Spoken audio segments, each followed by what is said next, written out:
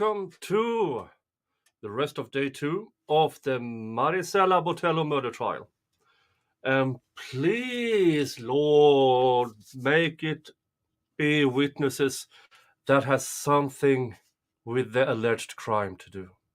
Please. Please, please, please, please, please. Well, again, I have not seen anything of this trial. We are watching it together.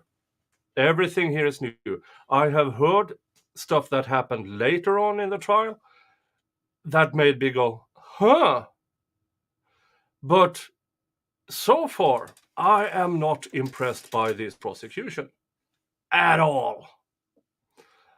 I mean, an hour and a half from the defendant's hairdresser. That's most of it completely irrelevant to this case. All of it, in my opinion, was to paint the defendant in a bad light.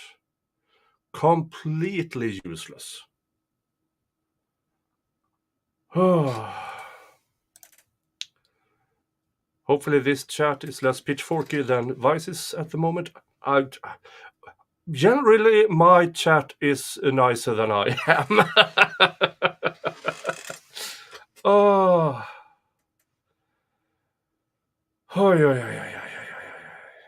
Yeah. And hi, Gigi. Everybody in chat, say hello to Gigi, my first and best moderator. And thank you to all of you who donated.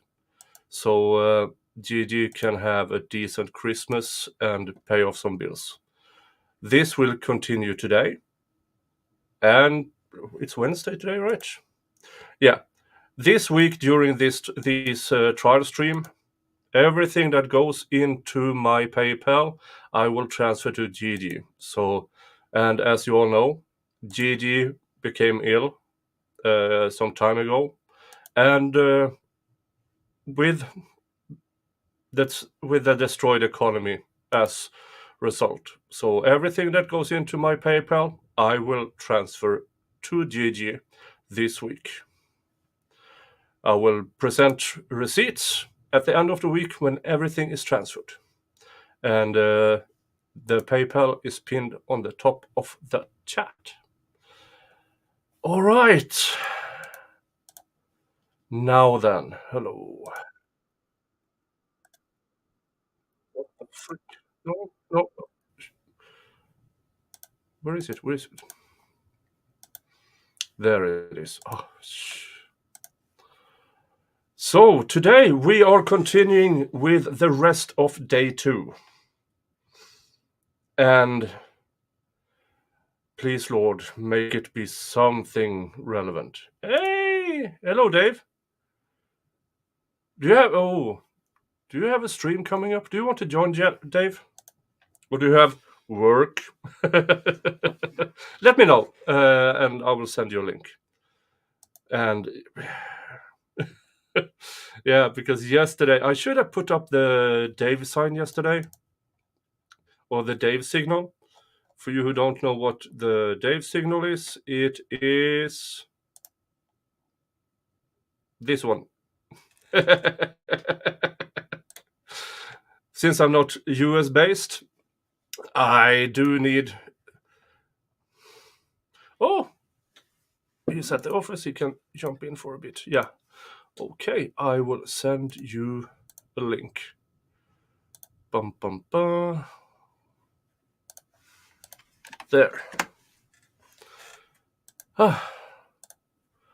Because we are going to watch the rest of day 2. Merry Christmas, everybody. It's only 4 days left. Well, 5 for you, but 4 for me. And there.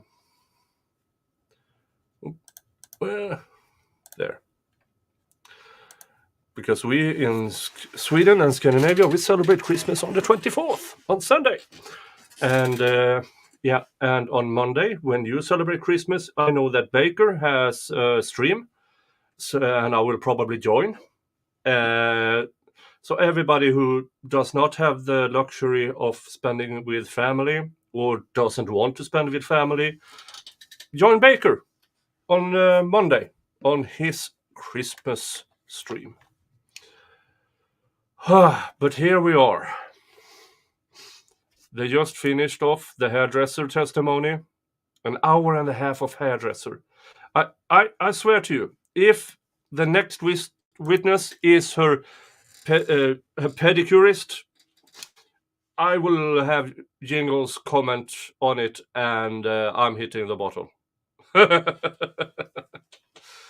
Oh. All right.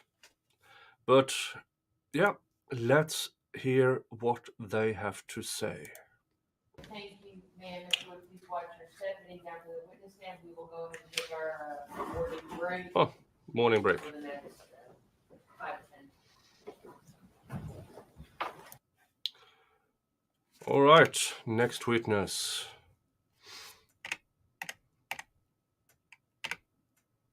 Is this dude. Okay. Sir, if you would please stop and raise your right hand. Do you solemnly swear or affirm that the testimony you're about to give will be the truth, the whole truth, and nothing but the truth, so help you God? Yes. Thank you. You may be seated.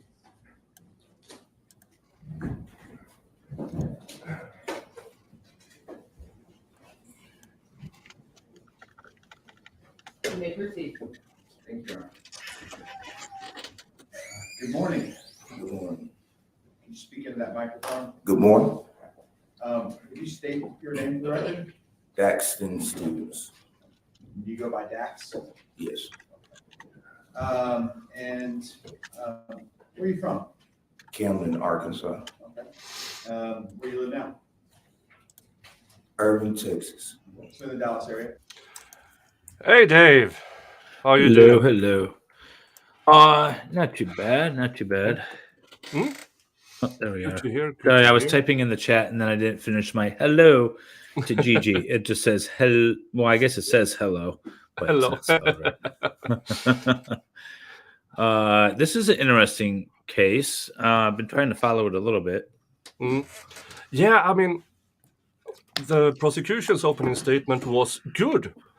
Said all the right things and everything, but so far I'm not impressed by their case in chief, especially not an hour and a half with the hairdresser that testified, oh, she changed from when I started cutting her hair to the disappearance.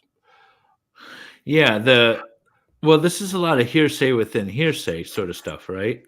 Yeah. Is that what I understand? I couldn't remember exactly what I was watching yesterday, but I believe it was a lot of rumor and gossip kind of stuff. Yeah. Which is odd that they would be admitting that. Oh, yeah, we talked about it during the Jody stream a little bit. That's what it was. Yeah. Yeah, and she was up on the stand testifying. Well, I heard that she told her wife. What? Yeah, see, that's like the definition of double hearsay. He said that, she said that, he said that. Yeah, you know, and then she testified about she was there to have this Halloween makeup done, and she saw an altar with a Grim Reaper, and she got scared. Yeah, it's Halloween. This is the woman that like went out to the bar, right, and like disappeared or something. Yeah. Okay. Marisela Botello went to Dallas for a visit to a friend. They went out, came back to his apartment. He was so drunk he vomited on himself, so she decided to go out again. Met the defendant's toy boy, went home with him, and according to the prosecution, that once she was on top of this toy boy when the defendant came in, saw it, and did a stabby. Okay. Oh, and the defendant is married to a woman, but that is described as a financial agreement.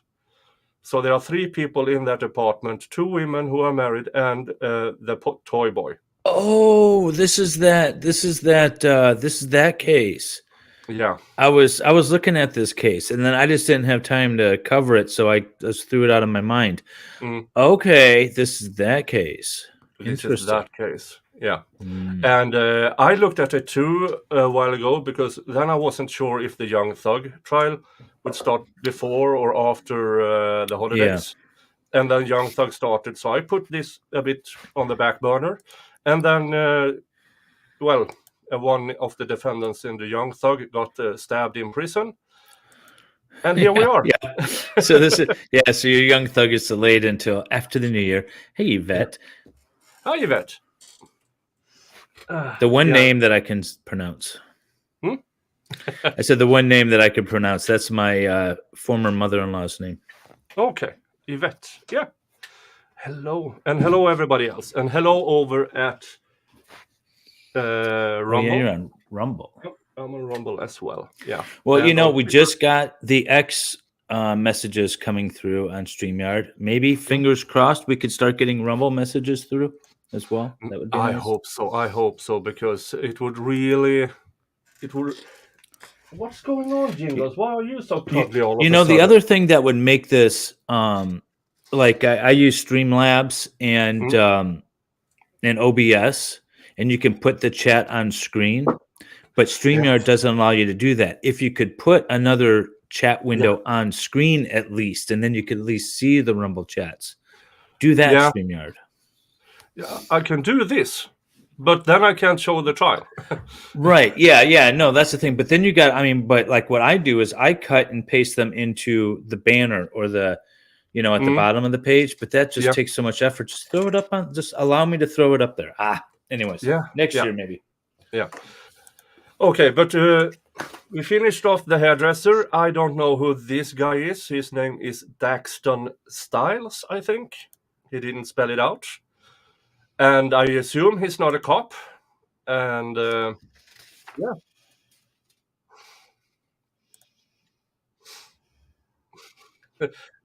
hello, Brandon. Member for 7.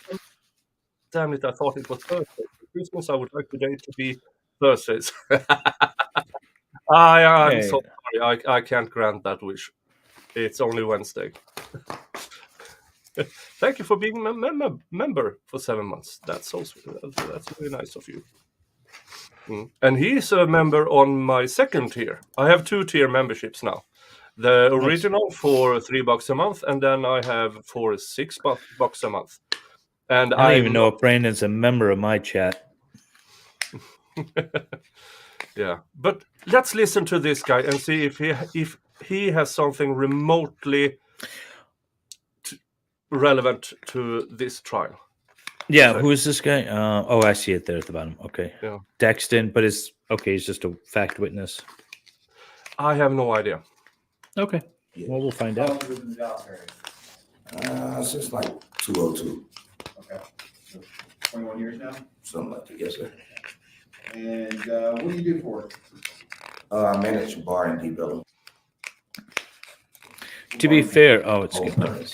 Okay, he's the bar manager where the deceased and the toy boy met, apparently. Okay. So that's in Deep Ellum? Yes, sir. And it's a bar. Bar club, yes, sir. So it's got a later opening. It's not like a restaurant. It's just a bar club kind of place. Yes. You can describe on premise? Each night is a different night. We try to give good service to all guests to come, but Oh, for fuck's sake. everybody club, bar club, whatever. Just a good time. Pretty mixed crowd. Yes, sir. We cater to everybody. Okay. And how long have you been working on premise? I think since like 2015, 2016. One of those.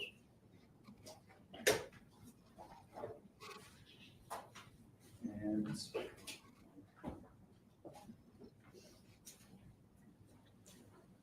Okay.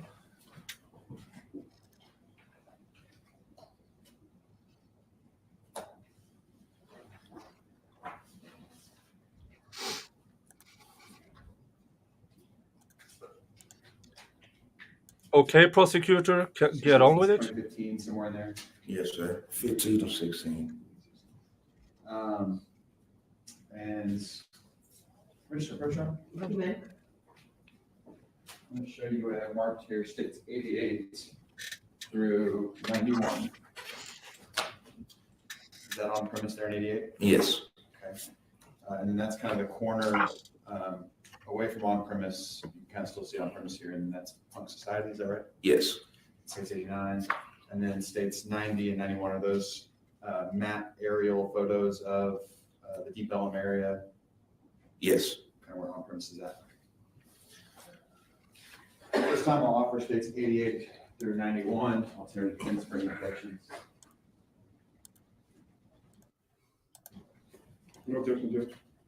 All right, states exhibits 88 through 91 are admitted for all purposes. Commissioner Beltran? You may.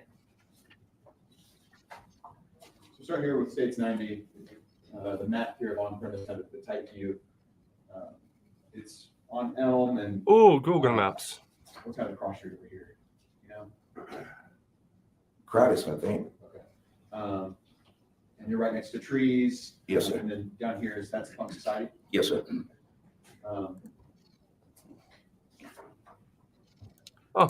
And thank you so much for the donation via PayPal. I will make sure that Gigi gets it in the end of the week, and I will show all the receipts necessary. And, You know, I'm going to take this opportunity to fix my PayPal account because something is majorly messed up with it. And I was trying to, I know my like my merch store. You know, I shut it down, but I do have some money sitting in there, and the PayPal's all kinds of messed up, and I don't even know how to do anything. But I got to get that going. Yeah, but thank you so much. And this is a name I don't recognize. Well, I've seen it before, but I don't know who it is on either YouTube's or Rumble. But thank you so much, and I will send it over to Gigi at the end of the week. And I will, as I said yesterday and the day before, I will show receipts of everything that came into Gigi, and so you can see, yep, in and to Gigi. And the reason why it's through me and not directly to Gigi is because Gigi's PayPal is in her actual name, and I don't want to dox her, and she does not want to be doxed. And thank you for those who donated yesterday and the day before. This will... for fuck! Hello. Hello, Dingles. Yeah. My cats had a superhero battle, since we're taking a pause, the other day, where they literally jumped and then collided in midair and then spun around and then did like this landing where they then separated themselves and like stared at each other again. I wish I would have got it on video.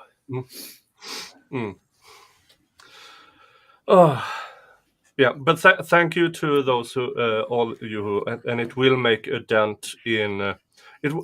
Gigi will have a decent Christmas, and she can pay off some bills. Because as you all know, if you get ill, first of all, you don't have an income, and illness is expensive, and you're fucked. Fork, the utensil, forked. Jingles, no, not on the keyboard. I can blame everything on my cat for what will be written in my name. Or Dave. Ow! For fuck. No. Don't tenderize. Sorry, folks. Now you met Jingles today. Let's continue with this witness, the bartender.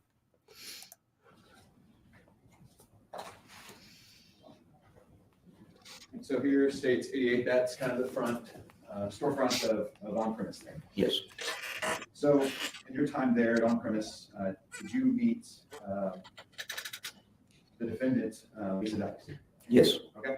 How'd you go to meet Lisa? At the time, her son was the general manager. And who was her son? Kyle Williams. Okay. So Kyle's managing there at on-premise, Yes. and his mom is Lisa Dykes, and she comes to the bar or what? Yes. Okay. And so you guys know her then? Yes. Do you know about when that would have been? Probably 2017, 18, something like that. Okay. And how was she? Nice lady. I love my cat too, but he can be such an Kyle? ass. A good friend, yeah. Friend? Good person, yes. Yeah, friend and coworker? Yes. Okay. And no issues there whatsoever? None. Okay. And did you come to meet Charles Beltran there? Yes. Okay. Does he go by Chuck? Yes. Okay. How'd you meet Chuck? He was part of security staff. Okay. He worked there as well as security? Yes. How was he as a security personnel? Cool guy, people person. And he was trying to work the door? Chuck was Not much. security at the bar and picked up women. Okay, How was he at his job? good guy. Was he good at his job or did he focus on other things? Both, everything, yeah. He was good in some days and he focused on talking and Talking to women. That's Chuck. He is the type that would talk to any woman. I don't say in it, but yeah, he talked to a lot of people. And any issues with Chuck, or is Chuck a friend? Friend, yes. Okay. So he's another coworker and friend right there on premise, and you guys all meet, is it around the same time, 2018-ish? Yeah, somewhat, yes, sir. Do you meet Lisa first? That one I can't recall. And So Lisa Dykes got a toy boy from her Yes. son's work. He doesn't work with the bar, No, never Oh. has. no ads. But does he frequent hang out up there with you guys? Yes. I wanted to ask you about a time that you were with, you and Lisa Dykes would talk occasionally while she's up there? Yes. Did you ever go to her house? I have a few times. Was that by yourself or with Chuck? It was always with Chuck, yeah, of course. So you and that would be the house in Mesquite? Yes. And before I get into kind of more of that, was there a time where Lisa was asking you about Frederick? She asked about Freddie once or twice, yes.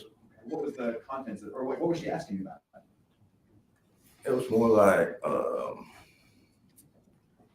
trying to hang out tonight. Like, call Freddie, but he can come hang out with me, something like that. Was she interested in kind of pursuing Frederick? Possible, yeah. It could have, yeah. Is that what it seemed like to you? Yes. Was she wanting you to kind of connect you and Freddie? Thank you, Dave. For your Did it go through finally? Yes, it did. It's a pain in the ass. Like I've got double security codes and stuff. Well, I was trying to set it up the other day, and then the security code never went through. Okay, cool. Glad it worked. Yeah, and I will make sure by the end of the week I will send everything over to Gigi, and I will show all the receipts. Sounds Thank good. you so much. Did he say Chuck E. Cheese, Fedorowski? Oh, never mind. I thought the witness. I was trying to figure out PayPal, and I wasn't listening to the witness. I thought he was talking about Chuck E. Cheese. I got excited. Oh, well, he works at the bar. The defendant's son worked at the bar, and then also Chuck, the failed rapper, worked security at that bar. So the defendant's boy toy worked with the defendant's son. We've had failed rappers being tied up in murder cases. I wonder if there's a connection. It's the music, people. It's the music. Ooh, boogly, boogly, boogly, boogly. Yeah, but this guy is. I would assume that the only reason he has a rap career is because the defendant paid the venues to take him in. Well, that's as old as, to be fair, that's as old as like radio stations with payola, right? You know, so he's just playing the game. That's all. Yeah. And he got someone to pay for him. So good for you, kid. Yeah. And, but if you are in your early 30s and still your songs aren't played unless you pay for it, yeah. Yeah. Not yet, yeah. And then hindsight, let's talk then about, I guess, obviously, are you aware of her relationship with Charles Beltran, Chuck? To a degree, yes. Okay. What were your observations of that relationship? Did he ever come out and talk about his relationship with Lisa? Not really, a little bit. Not really, though. Okay. What was that like? How would he describe it, or what were your observations of that relationship with Chuck and Lisa? The way he described it with me, sugar mama type. Okay. Yeah. Would they hang out together at the bar? A little bit, yeah. Okay. Did they act like a couple, or did they just kind of be around and things were kind of normal? They really didn't act like a couple, no. And to you, your observations and things Chuck would say made you think sugar mom. To a degree, yeah. Okay. And during the time that he's got that sugar mama relationship with Lisa, he's still doing the Chuck thing with different women? Hi, Val. I mean, That never stopped? No? You have to answer out loud, sir, yes or no. no. Thank you. And was he the type that would try and hide his efforts with other women, or was that kind of pretty out and in the obvious? Out in the obvious, yeah. And so then I want to talk a little bit about October 2020. All right. It sounds like that first weekend there in October, did you and Chuck take a trip? Yes. Okay. Tell me about that trip. Where were y'all going? Camden, Arkansas. Okay. So you guys take off to Arkansas. Who all was going with you? In the van, it was me, Freddie, Chuck, Jordan, and Brian. Okay. And did Lisa Dykes go with you? Yes, her and Nita. Nita was in a vehicle behind us. Okay. What van were you in? A rental van. Okay. Who were in the van? Lisa. So Lisa rents this van for you and Chuck and a few friends, Freddie included, to drive to Camden, Arkansas, and you guys are going for a rap concert? Yeah, rap show for a club in US. Okay. Did you help set that up? Yes. And was Chuck going to perform? Yes. And was Freddie going to perform? Yes. Okay. Were they the headliners? Shit. No, that wasn't the headline. And let me warn you before the judge does. I'm sorry. You can use profanity if you're quoting someone. Yeah. Just don't use it in your own responses in court. All right, cool. So if you're quoting someone, that's fine. All right. Yeah. Okay. And so they're not headlines. So your response there, from your perspective, did it seem like Chuck's rap career had a chance of really taking off? No, sir. No. And so you guys go. You leave for Camden, Arkansas. Is it that Friday the 2nd? Yes, like nighttime, I think. Yeah, night. Okay. You know. And you said you're from Camden. Yes. So you still have family there when you went? Yeah, my dad. Okay. Hey, Arian. Where was everybody planning to stay when they got to Camden? It was a hotel room. It was like 2 or 3 rooms. I can't remember. I stayed with my dad the whole time. You stayed with your dad, but there were a couple of hotel rooms. For sure, too. Yeah. You went to the hotel, to be clear. Yeah, I play a video game here and there. Okay. And at the hotel, there's multiple rooms. Do you know who paid for those rooms? Lisa. And you've got, I assume, I guess, what's the room makeup? Is Lisa and Nina in a room? And Yeah. They was on one level, and then there was another room for sure on another level. And so tell me then about that trip to the Saturday. Everything's fine? Yeah, just hanging out, chilling. Who drove the car behind you guys? Lisa or Nina? I want to say with Lisa. Yeah, Lisa. And how long is that drive? At least 4 hours. So 4 hours. So drive up to Camden. You go hang out with family, I'm assuming, when you get there, it sounds like this. Yes. And then Saturday, you guys are hanging out, getting ready for the show? Yeah. Okay. Everything's fine? Yes. No issues or anything like that? Correct. Okay. How'd the show go? From 1 to 10, it was about 6. How was Chuck's part of the show? About 3. And let me ask you this. Oh, this is the second witness who describes Chuck's performance as an artist as bad. Oh, poor Chucky. Okay, so Chuck's not the headliner, obviously. That's not what people are there to see. Correct. There was a bigger local artist or regional artist. Region, yes. Performing. Yeah.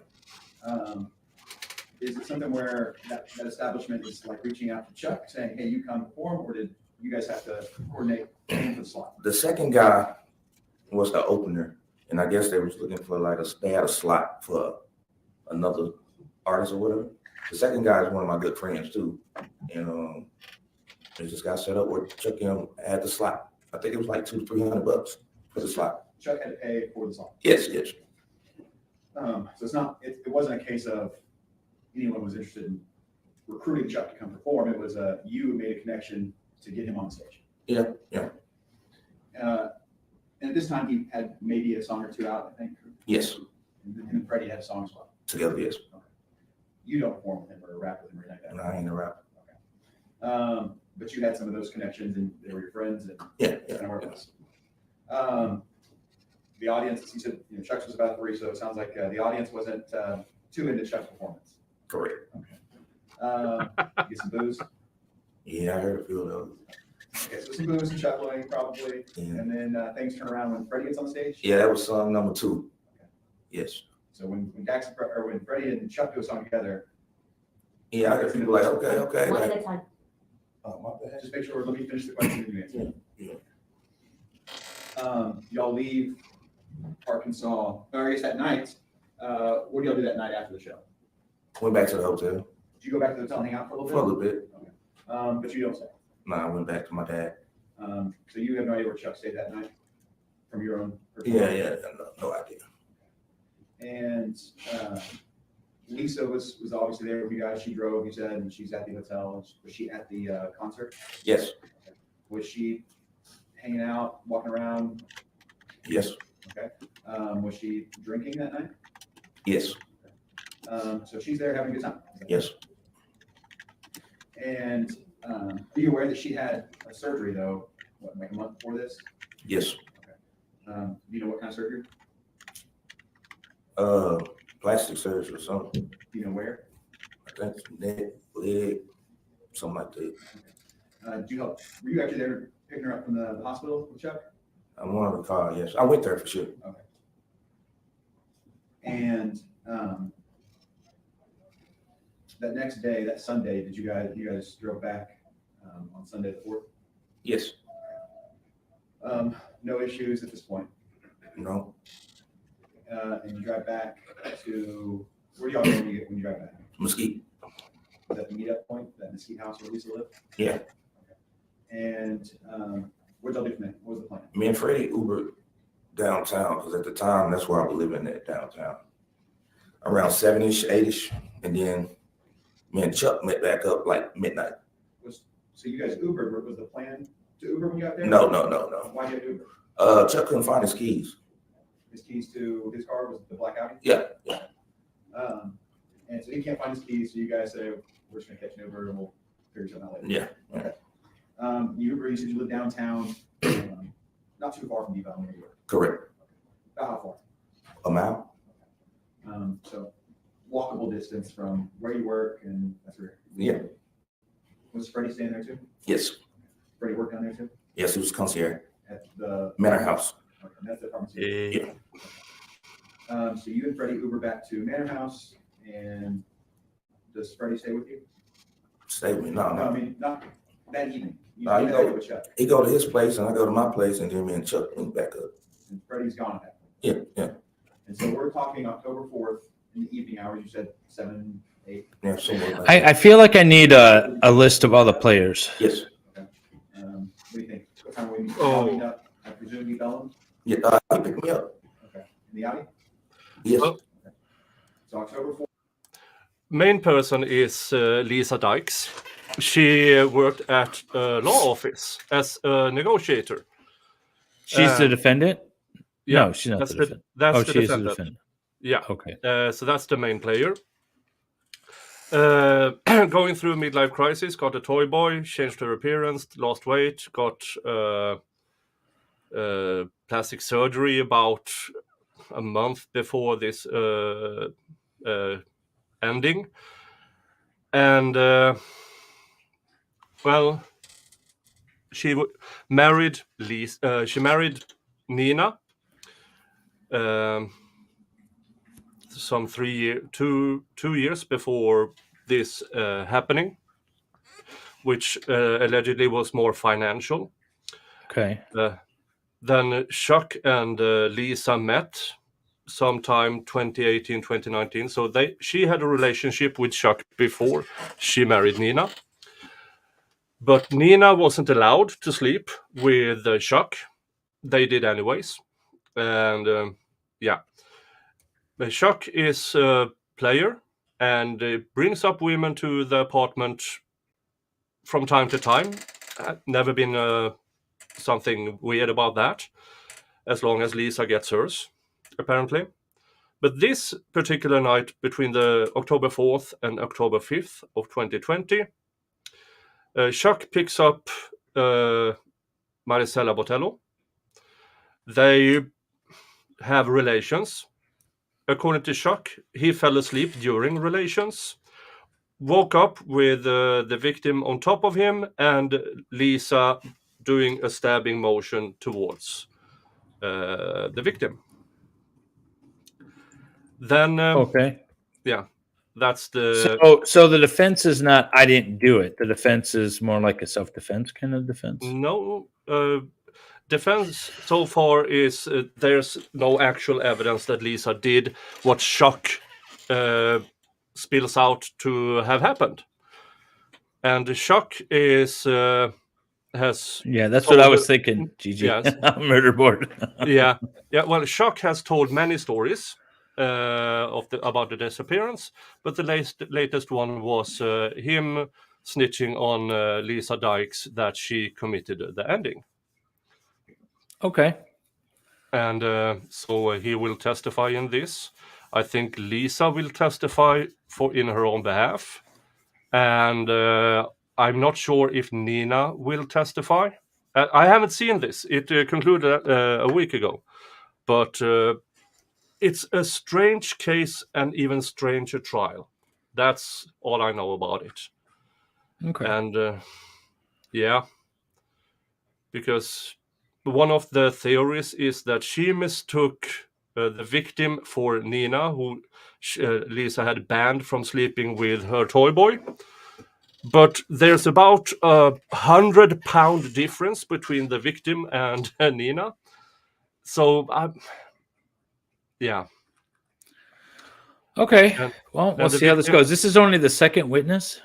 Or is this day two? Second witness of day two. The first witness of day two was the hairdresser who spoke for an hour and a half. All right. That's the one I saw yesterday. Okay. Yeah. All right. Now I'm all focused. I got it now. Cool. Yeah. On day one, there was a forensic testimony because she was found 6 months later and skeletal remains. And the bone guy testified he found no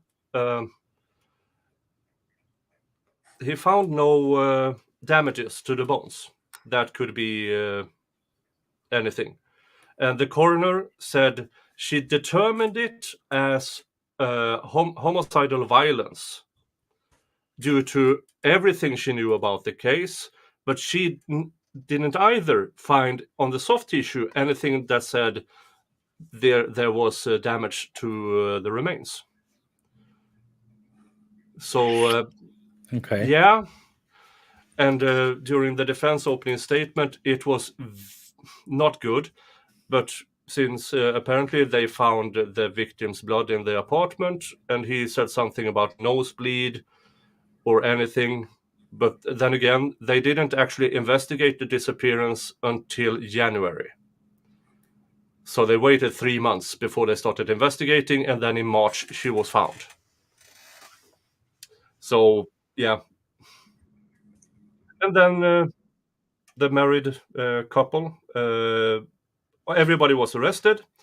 The married couple bailed themselves out, and then a few months later, their ankle bracelet stopped working, and they went to Cambodia.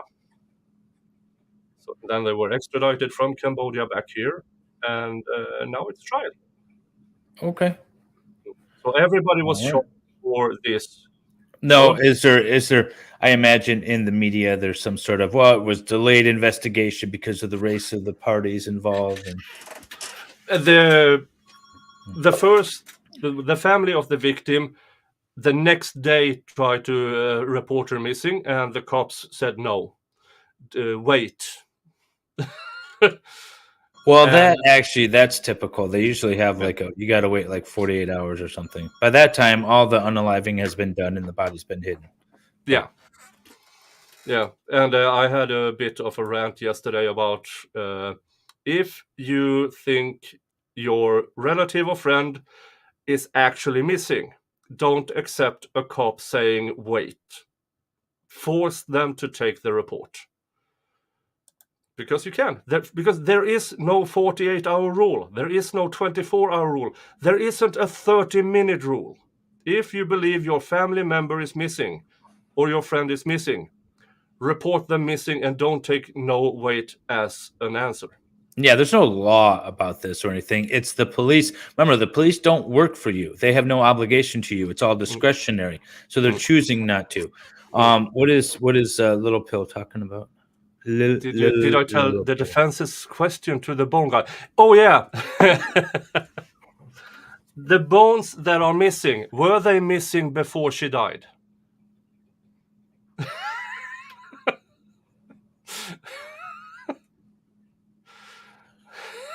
Okay.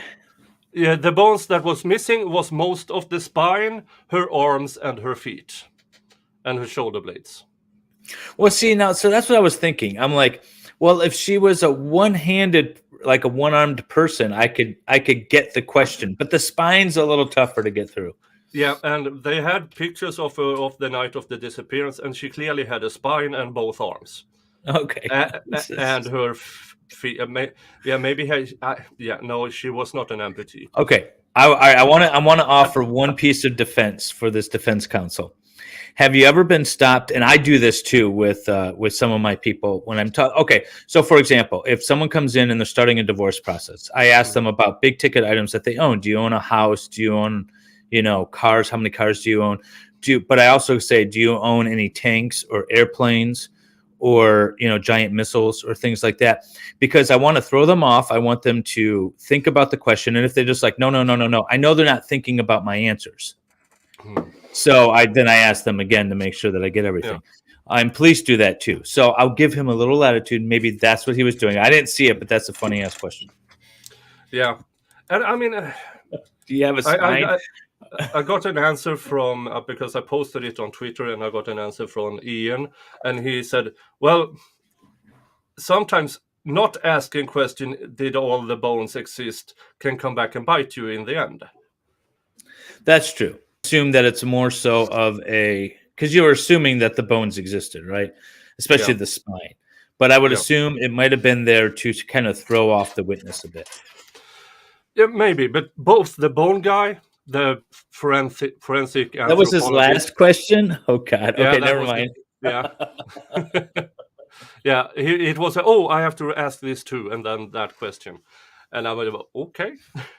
But both the bone guy and the coroner, they found no trauma to the bones whatsoever. And most of the ribs were still there. And so I don't understand how they got to this Lisa Dykes stabbed the victim to death, because it's really hard to stab someone in the back and neck without damage to bones. It's really hard. They took the bones to hide the mechanism of death? Or just an animal scavenged it, right? It was just like bad remains. Yeah, it was more or less just skeletal remains found at the end of a field near a bit of a wooded area. Okay. And so it really dumb weird. Question. But really weird to both say her determination was homicidal violence, and still testify she found no trauma to bones or tissue. Because I feel like I want to go back and watch the cross of this medical examiner. Yeah. Well, if this gets very uninteresting, we can go back and listen to that. No. You don't have to do anything special for me. I was just for myself, for my own edification. But let's keep going with this guy, because now they are up to October 4th, the day of the disappearance. 4th, Sunday, he's picking you up in the alley, and then are y'all going down to Deep Ellum? Yes. Is that where y'all typically would hang out? For the most part, yes. So she might have been a politician, and they don't have time. Head down Deep Ellum in Chuck's vehicle. Where do you go? We went to Deep Ellum, and the first spot we went to was Punk Society. And that's right here in the corner in States 90, and then here in 89. Yes. You kind of zoom in, you can see the sign say Punk Society. Yeah. And that's just a couple kind of businesses down or bars down from on premise. Yes. What'd y'all do with punks? We went in maybe for like 10, 15 minutes. And we had a drink or two. And then we seen his baby mama. Who's baby mom? Chuck. Okay. And Okay. then Jasmine. Okay, so Jasmine, Chuck baby mama. Yeah, she come in. No, I don't think so. Did you see her come in? What y'all's reaction to seeing her walk in? Shit, we gotta go. We went through the back door. Okay. So there's a back door to punks. Yes, to the kitchen and all that. Yeah. And I feel like there's someone at my office. we kind of see here, most of these all of these, or at least on premise, you have a back door, patio area, and you can get out that way as well, right? Yeah, most of them like that. And so Jasmine walks in right here. Yeah. You and Chuck say, nope, we don't want that, and we go out that. Yes, Chuck kind of avoiding Jasmine, it seems. yes. Okay. Where do y'all go next? We went in front of Pump Society and went across the street. So out here, Yes, sir. and then back over to this side? No, right there. That's up. This side. Yep. So over here by Rodeo Dallas? Dada. That's Dada right there. Yeah, that's where we was at. Dada right here. Yes. Okay. What do you guys do over there? Do you go into the establishment? Or hang No, out? They went open. We was just talking, and then a few minutes later, his baby mama came out. Chuck. Then they all walked on the side of Rodeo. At the time, it was with 10. So Jasmine and the people she's with go down this way? Yeah, and we saw them. Yeah. And y'all are just hanging out, just posted up outside? Yeah. Smoking cigarette talk. Any issues with Jasmine at that time? No. So, okay. And, but her people just walking on by? Yes. Okay, what happens next? Chuck was like, man, look at that girl. It was a lady walking in front of Plump to like Brick and Bones.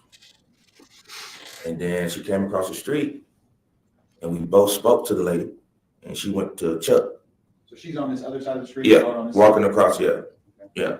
And so Chuck notices her, she's walking across that side? Yeah. And then you said she crosses back She over? crossed the street and came down towards us.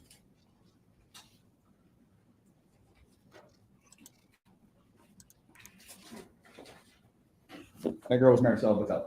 Correct. Yes. So Marisela's crossing the street. So many coincidences in this that ended up with Marisela dead.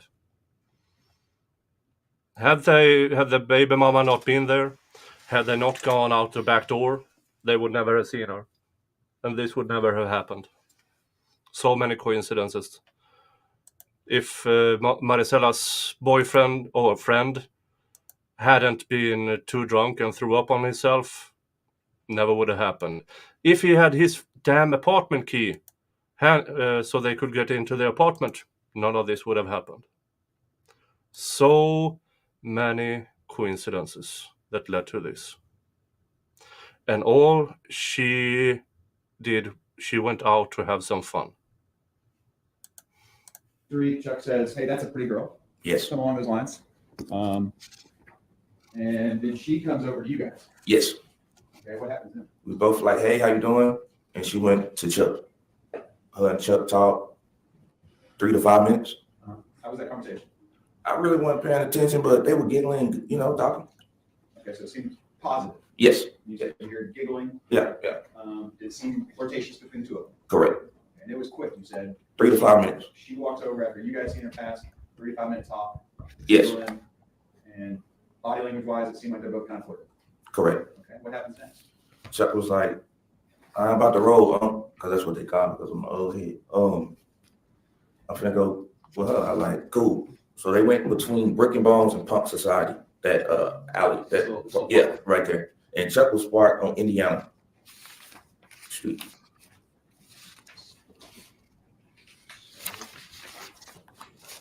One, got a little more real estate. Indiana's back off. This back street over here. Behind the trees area, like that part right there. Okay. Yeah. So he's in that parking lot that's just right there behind the trees and Pumpkin on premise. Yes, sir. Okay. And him and Marisela walk that way? Correct. Everything seemed fine?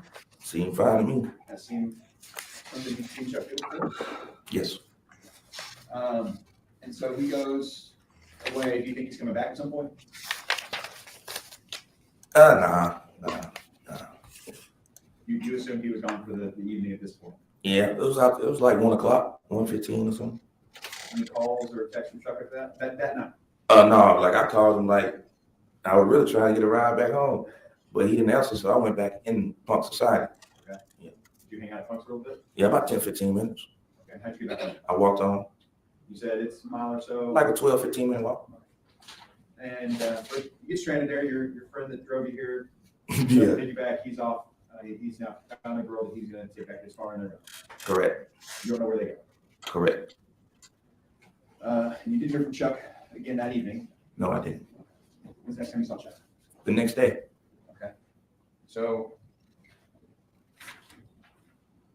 you're going to say 5. All right. Sunday night you're out.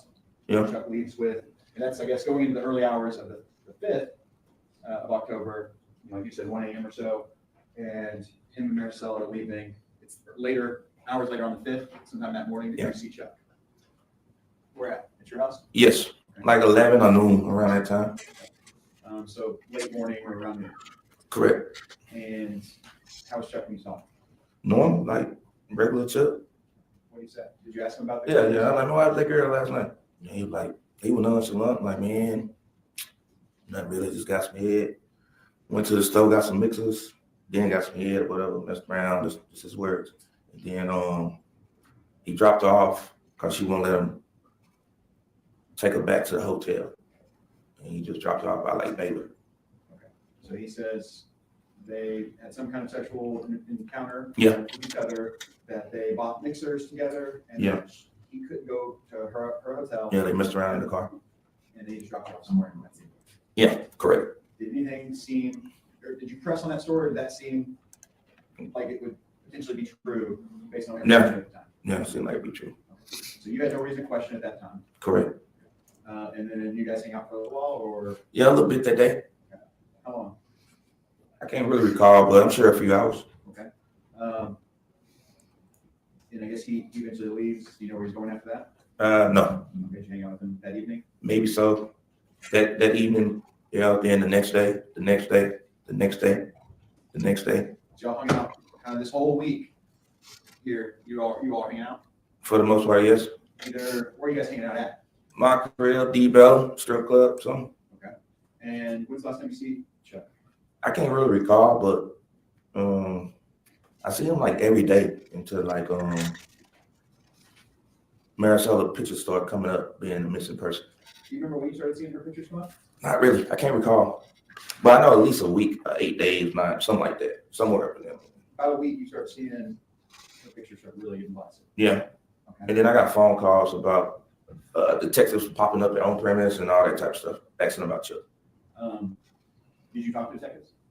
Yeah, I talked to several. Obviously, you were with Chuck whenever he sees Marisela and leaves Marisela, so people want to talk to you and just see you in it. Yeah, correct. And you were cooperative. Oh, yeah. Then? Yes. Much like you've been with Ms. Pittman and I, where we've asked you multiple times about what you know about this. Yes. And the FBI or detectives, that's kind of after you start hearing about the news articles and her face being kind of posted everywhere. Yes. Okay, so we're thinking maybe this week of October, this week of October. Yeah, something like that. Okay. Maybe the week of 12, maybe the week of 19, somewhere in there you start getting. Yeah, something like that. Does the folks that work down in Deep Ellum or frequent, your spots that you like to hang out, when they start to talk? Yeah, they started asking me questions. Me and Freddie. So people are starting to wonder what's going on. Yeah, because we was with Chuck almost every day. And Chuck, he had that black album. Yes. That week when you guys start hanging out again after the October 5th, does he change cars? Yes. Yes, for the most, yeah. What car did he start driving in? The white SUV, Did you know whose white SUV that was? Lisa's. So he started driving Lisa's white SUV instead of the Audi. Had he always been driving the Audi before this? He'll switch up. He'll switch up cars. And so when's the last time you saw Chuck then? I don't know exactly the last time I seen him, but when I seen the pictures and all that, I was like, man, that's that girl. And I called him. Okay. I was like, man, and then when they called me, the chef at the time on premise called me and said they was looking for Chuck. And I called Chuck to tell him, man, they coming through on premise looking for you about this girl. I was like, I ain't playing either, man. He's like, I know. I'm like, man, I don't know what to do. What you gonna do? I don't know what's going on. And I'm like, I'll talk to you later. I never heard from him again. Did he give any explanation? No. So at that point, you're still thinking we dropped her off somewhere. And we don't know what happened. Correct. And so you probably talked with Chuck sometime the week of the 12th, it sounds like. Possibly, yeah. I know for sure we hung out that week. Monday, Tuesday, Wednesday, Thursday, Friday. So, yeah. Was Chuck going harder than normal? Yeah, a little bit. All three were charged, but only one is on trial, Lisa Dykes. But Nina, Lisa, and Chuck was charged.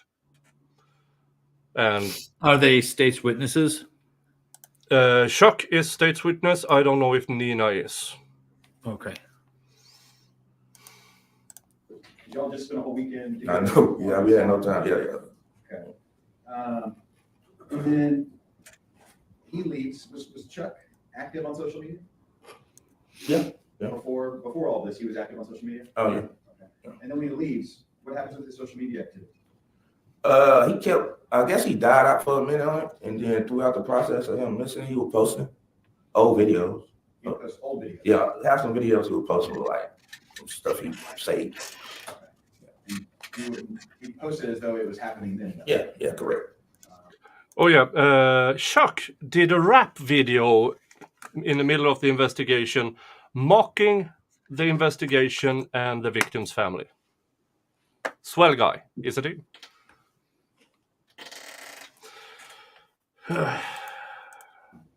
And you would see that, you saw those posts that he was posting. You And hear about it too. Like anything he did, I got phone calls every day. And how would you know they were old videos? Were they stuff that you would have been there? Yeah, some of them I was there, and I remember the night and all that type of stuff. Okay. Passwords. Cross-examination.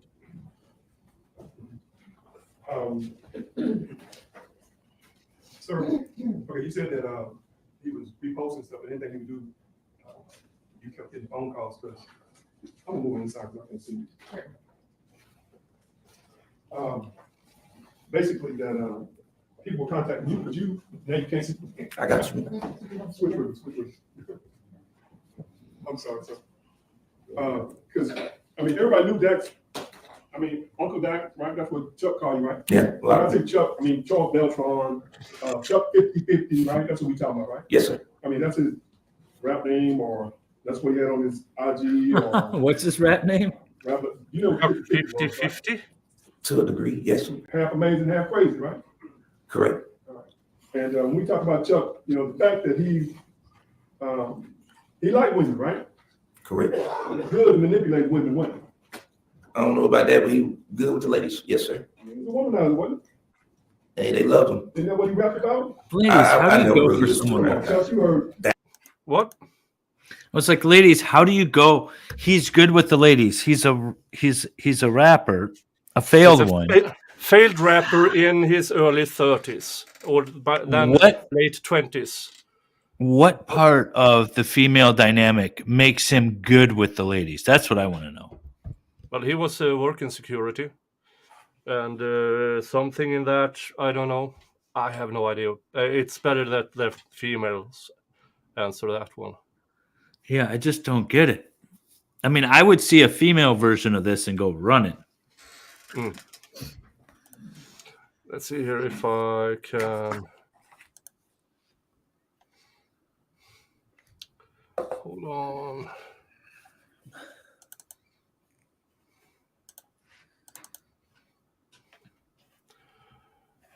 Let me present the three main characters here. Indigo, it's not your type?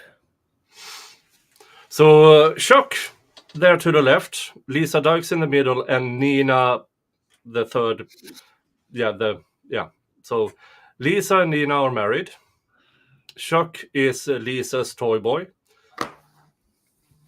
And one theory is that Nina wasn't allowed to sleep with Chuck. They did so anyways.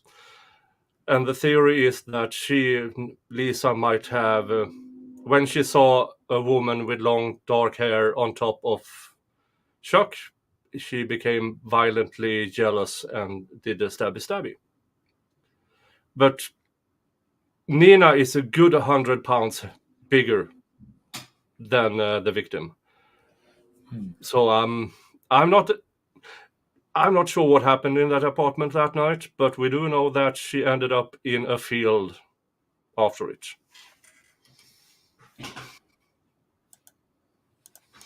So these are the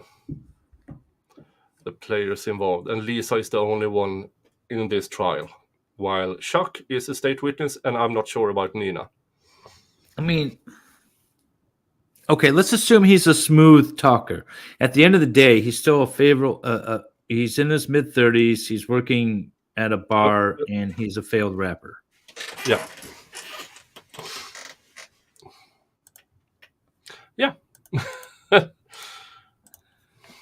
No, I don't get it either, but I'm not. Yeah. Oop. That's That you heard, picture me this. that part, because that's the only thing you can listen to. What was SOS? What does SOS mean? SOS. Some on site or some. Straight on site. Yeah.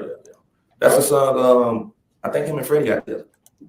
Yeah. What about person of interest? Do you ever hear person of interest? Person of interest. Yeah. That's after Miss Valdez ended up missing, correct? Yes. Person of interest. What was song called person of interest after all this popped off, right? That one I can't recall. Okay. But let's be clear. As far as your relationship with Mr. Beltran or Chuck 50/50, I think you indicated that you guys kind of work together, right? Yes. And then that relationship kind of built to more of a friendship. Would you agree with that? Yes. Would you consider him a friend? Yes. Because he thought highly of you as well, right? Yes.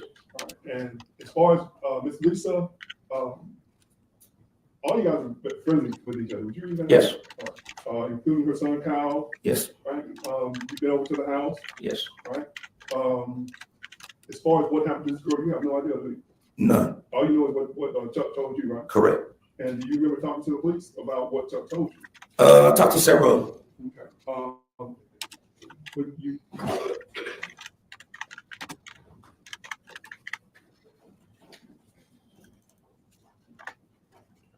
Hold on, give me 1 minute, Your Honor.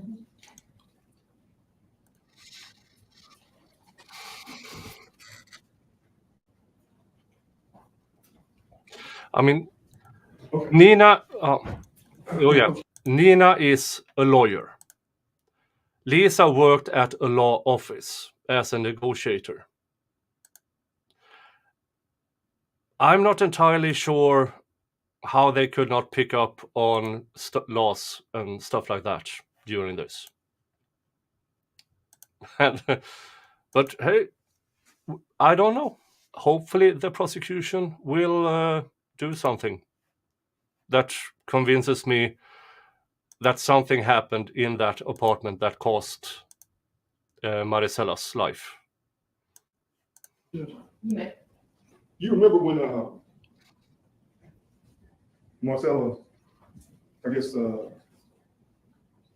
initially walked by you guys, right? First she walked by y'all, didn't she? Across the street, yes. At some point, she actually came up to y'all, didn't she? Correct. And had a conversation with Chuck, right? Yes. And was she talking to him about getting some weed? Possible. 3 years ago.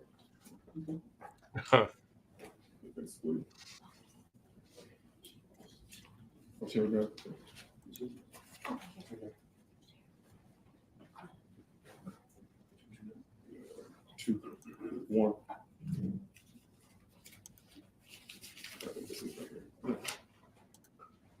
Oh, Nina is alive. Is this how Chuck was dressed that night when Yes. Ms. Valdez came up and approached him? Yes. In fact, that's them, right? Yes. That's how they appeared back in October, the 4th of 2020? Yes. Mr. Harris, if you could detail what picture that is. I just showed you defense 1. Okay. And now I'm showing you defense 3. And this is how Chuck, you also called yourself Chuck Gorgeous, didn't you? Yes. But this is Chuck 50/50, right? Chuck, yes. In fact, he got the 50/50 tattooed on his neck, don't I think so. I want to talk to you about what you told the police you recall of Chuck and Marcel, so at least what he told you. Yes, He specifically told you that he had sex with her in the car that night. You remember that? something like that. It was either 6 or something. Yeah. And after that, he told you that he dropped her off at an unknown location, right? By Baylor or whatever. Yeah. That's it. That's the last he saw her, right? Yes. Now, let me ask you, before this night, Chuck with this girl, had he ever said anything about Miss Dykes being jealous of him with women? No. Because everybody knows Chuck is a ladies' man, right? For the most part, yes. She knew Chuck was a ladies' man, didn't you? Yes. You saw his video. Did you ever see his video? That Picture of this? Yes. It's actually at her house, isn't it? Yes. With some strippers, right? Yes. He's actually performing sex on the video, isn't he? Just if you remember. Something. Yeah, they were doing something. Yeah. But the fact that he was a womanizer who liked women, that was no shock to her, correct? Correct. And again, what I want to make sure I'm clear, you hung out with him almost every day, right? Yes. It was time period. Yeah. Yes. Sir. Never said one thing about her being jealous of him taking women over to her house, right? Correct. Because, well, let me ask you this. You know Carmen? Did you know Carmen? Yes. Yes. Now, that was another one of Chuck's girls, right? Yes. Now, Carmen didn't live with Chuck and Lisa, did she? No. He lived with her in another apartment, didn't Yes. Oh, really? That's he? interesting. But that was one of his girls. Yes. Of course, he had his baby mamas, right? Yes. And I say baby mamas because he had more than one baby mama, I right? think like 2. Oh, I what want to a ask you well guy. specifically about this time period after, I guess, which would, I guess, be October 5th. I want to make sure I ask you also, you said that y'all were out after the trip to Arkansas, that y'all went back over to Ms. Dykes' home, and you and Freddie had the Uber back downtown. Yes. About how much did that cost? 20 something bucks, 18, something like that. $18, $20. Okay. The trip to Arkansas to perform at the rap show, are you sure that Lisa was driving and not me? I'm pretty sure. Why? Because they were behind us. Okay. Then we stopped at a gas station. I met up too when we got gas and stuff. But during that time period, you knew that she had the surgery, right? Now, this is interesting because according to this gentleman here, Lisa knew about Chuck being a womanizer and never expressed any jealousy. So for this case, it's a strange case. It's the idea that she thought it was her wife or whatever it is, and that's why she did it. That's one of the theories, because Mistaken identity. she banned those two from having sex. But as you see, Nina and Marisela, I mean, it has to be pitch black in a room to mistake them for each other. Because Nina is not a small woman, and Marisela was maybe 100 pounds. But let's assume she had some motivation for it, and she wasn't just out of her mind crazy. What would be the motivation other than mistaken identity? Yeah. So it makes the most logical sense, but who knows? Yeah. Maybe they will get to it in some way, but as he just explained, no jealousy, because apparently he shot a video with strippers performing stuff in the house he shared with Nina. I mean, yeah. And also there's 2 baby mamas, this guy thinks. And also another woman who he shared apartment with, and he shared the house with Lisa. So that guy is busy. Chuck. It's weird. Yes. Did you know that you could take medication for the pain from the surgery? Just if you knew. I'm sure, yeah. some point, y'all get back and Chuck can't find his keys? Yes, All right, but eventually he had to find the keys to the alley because he ended up back down in Deep Ellum, right? correct.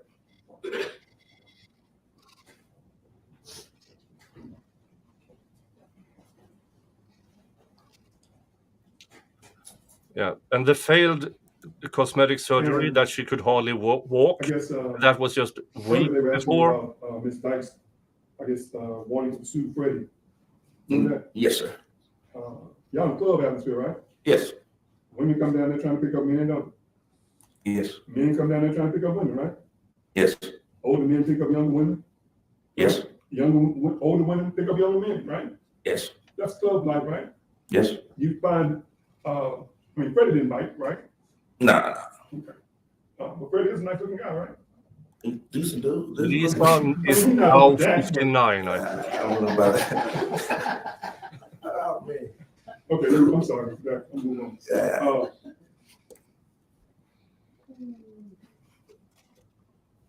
But again, as far as Chuck being a woman's man and trying to come on to women, that was nothing unusual, right? Correct, And there was no secret to Ms. Dykes, right? correct.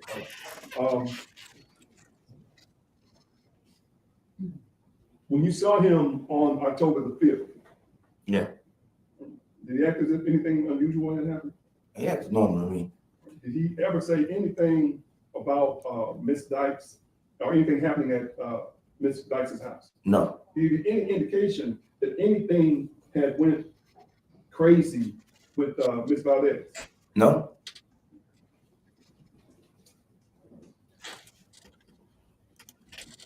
Y'all hung out for about a week, and then at some point, he stopped answering his phone, right? yeah.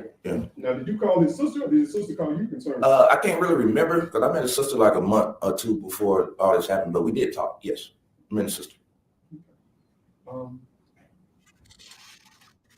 his phone going out happened after Mrs. Valdez's pictures started getting posted up down at Deep Ellum area, right? Correct. But as far as you, someone he hung around with almost every day, he never said anything about any negative incident that would have happened with Ms. Valdez. Correct. In fact, he told you just the opposite, didn't He told me what he told me. Yes. he? So you dropped her off. They had sex, you dropped her off. Yes. He never even told you he took her back to Mesquite, did he? Correct. He was specific in where he had sex with her, wasn't Yes. he? In his car. Yes. That blackout, Yes. not at the house of Mesquite, correct? Correct. You, somebody you hang around with every day, right? Yes. Any reason for him to lie to you? Shouldn't be. Yeah. No. You don't know when he's lying or not, do you? No. Hard to tell when he's lying, isn't it? Correct.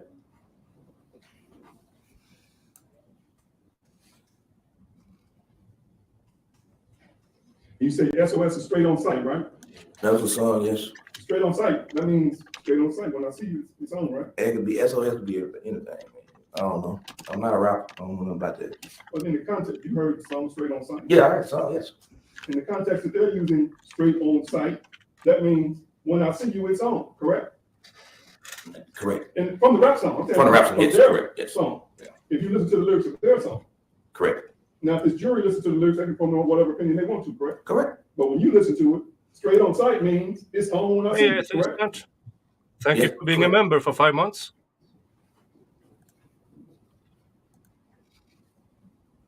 And do you remember any Atheist. of the lyrics from the? Sorry, I'm distracted by a complaint. Man. Women on my dickety dick. Yeah, I'm about to say like smooth cartoons too. Smooth. Yeah. Gangster rap Is it stuff. cartoons? I ain't gonna say that against, but yeah.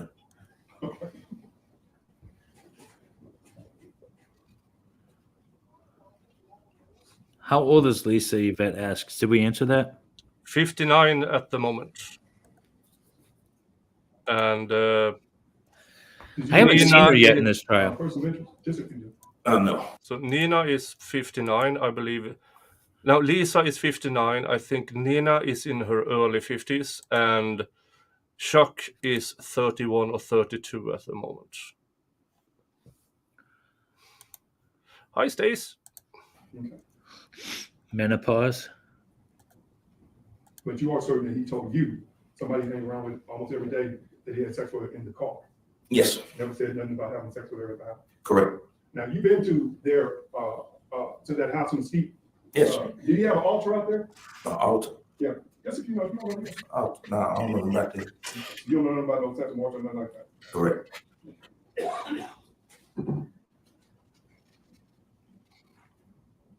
I believe this guy more than the hairdresser. Did you ever meet Miss Nina? Yes. And again, even with Nina, he never said anything about Nina being jealous of him with other women, did he? No.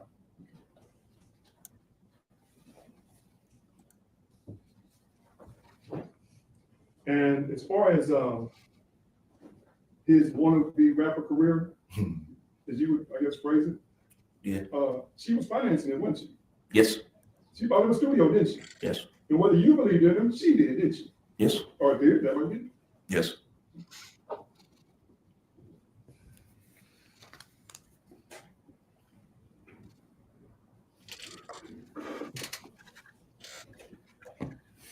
That's all I have. Thank you, Mr. Nick. Well, then we're gonna go ahead and break for lunch, and it's 12:39. I expect you back in jury room no later than 1:40. I'm not sure how effective that cross was, except to maybe put the blame on him, right? Yeah. On what's his name? On Chuck. Yeah. Yeah. I mean, I'm starting to wonder here if this is some kind of Pulp Fiction-esque thing. He gave her some drugs and she just bled out, and then everybody helped him get rid of the body or something. No, could be. Yeah, because that would explain no trauma and blood in the apartment. Yes. Because if both the forensic anthropologist and the coroner says no trauma on the remains, and we haven't heard about the blood and DNA in the apartment, but I don't see it proving it was a stabbing. Now, I have a question for you, Nick. Why have you not titled your streams Texas v. Dykes? I mean, I just feel like it's an attention grabber. That's just awesome. Yeah, no, this is a weird case. You know what? And I think, if this woman is found guilty, we're still not going to get the whole picture of what actually happened here. This is so weird. Yeah, well, she will take the stand. I know that, but I have no idea. All I know is that I wasn't planning on covering this at all. I was planning on find a trial that is current, but something happens, and I won't spoil it. But something happens in the end. Okay, that was strange, and yeah. So I decided, and it's a 6 or 7 day trial. So I will do a few days after Christmas as well. But everything about this is strange and weird. Yeah. Because so far, the prosecution has only established that the victim is dead. That's it. This is a perfect example of where the state feels like they probably have enough evidence to pin it on somebody, but they don't know all the details. And it doesn't mean that the state is wrong and who is guilty, but I guess you really don't need to know the why. That's like motive is never something that has to be proven. You just have to prove that one person unalived another without justification. Yeah. But it's the why and the how that gets us so intrigued. And I'm not sure we're ever going to get that answer in this case. Yeah. And it seems like whoever snitched first is the one that gets the easier path. And that would be why they are prosecuting or the trial is against Lisa Dykes and nobody else. But yeah. Yeah. This is a weird one. It's a weird one. But you did know he went to prison, right? Yes, sir. Yes, sir. Oh. I think you did. As far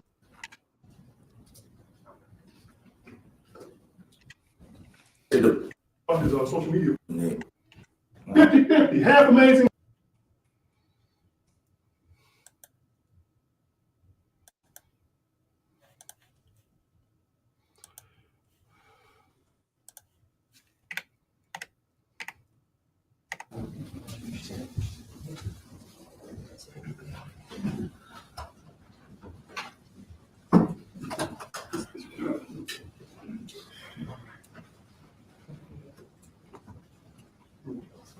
Did she make the lunch break in the middle of the testimony? That's weird.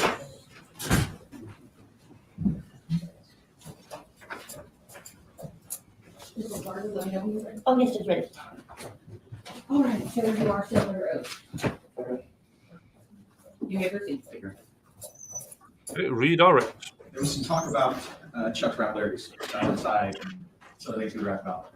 Is that Chuck? We see that person. See this person is violent, aggressive. No, sir. Clearly, he's rapping about it, but I'm just saying your interactions with him. I mean, how do you describe the kind of person Chuck is? It was a nice dude, respectful, and a ladies' man. That's it. And as far as talking about his relationship with Lisa, with Kia, it sounds like you said that you guys didn't want to talk about that. Correct. So you wouldn't have been being told anything about what's going on with Lisa jealousy or anything like that. Like, that's just not something y'all would have ever talked about. Correct. If he felt Lisa was jealous, he would have told you. You were his boy, wasn't you? Yes, sir. All right, and all this Chuck the nice guy, did you know that Chuck was a felon? I knew he went to prison. I don't know what for, nothing like that. So you didn't know he went to prison for aggravated robbery? No, sir. That sound like a nice guy to you? No, sir. And again, when you talk about 50-50, this nice guy self-proclaims himself as half amazing, half crazy, doesn't he? In lyrics, yes. In lyrics, in life.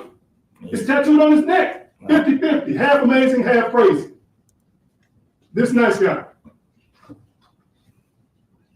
Right? I didn't see the tattoos on his neck, so I don't know. But you know what? Why is he yelling? Earlier, you saw his social media page. Right? Yes, sir. Yes, sir. On his social media page, it said Chuck 50-50, does it? Yes, I do.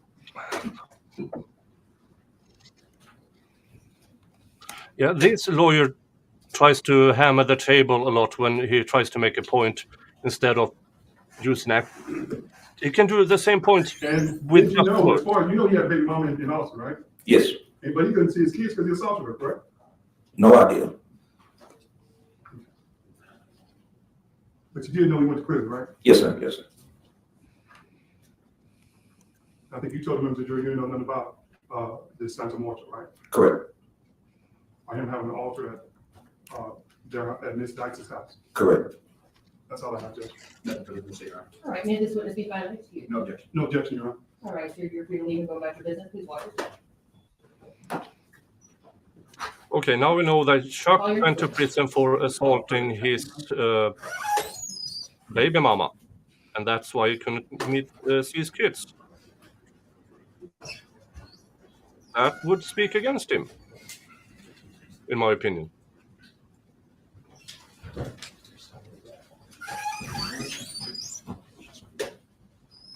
Good afternoon, sir. Good afternoon. Please raise your right hand. That one Do you looks like solemnly a swear problem. or affirm that the testimony you're about to give in this case will be the truth, the whole truth, and nothing but the truth to help you God? Thank you. Please have a seat in the witness stand. Watch your step. Sorry, sir. Yeah, that's right. No, that's not a. You may proceed. May I address him? I'll get it down, sorry. Is there any Kleenex there you can put it in? No, ma'am. If you could hand him a Kleenex, Mr. Brown, thank you so much. That's all right, I'm a gum chewer as well. So I'm all right.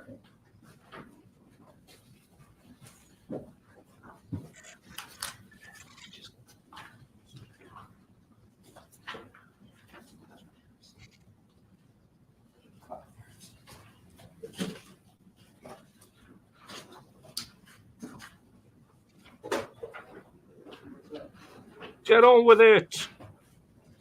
Good afternoon. Good afternoon. Just state your name, spell the record, sir. Yes, Frederick Chapman, F-R-E-D-E-R-I-C-K. Chapman, S-K-J-T-M-A-N. Sir, and you go by Freddie? Yeah, go by Fred. Freddie, where are you from? I'm from Dallas, Texas. Born and raised? Born and raised. What do you do for work? Right now, party promoter, entrepreneur, artist.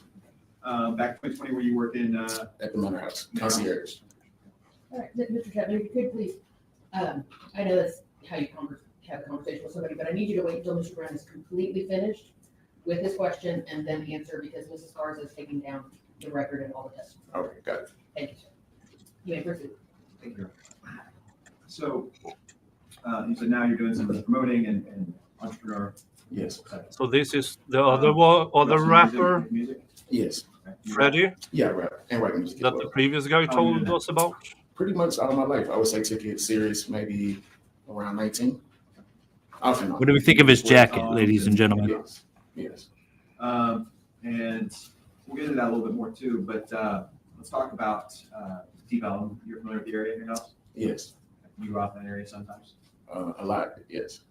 That's your typical hangout spot. Definitely.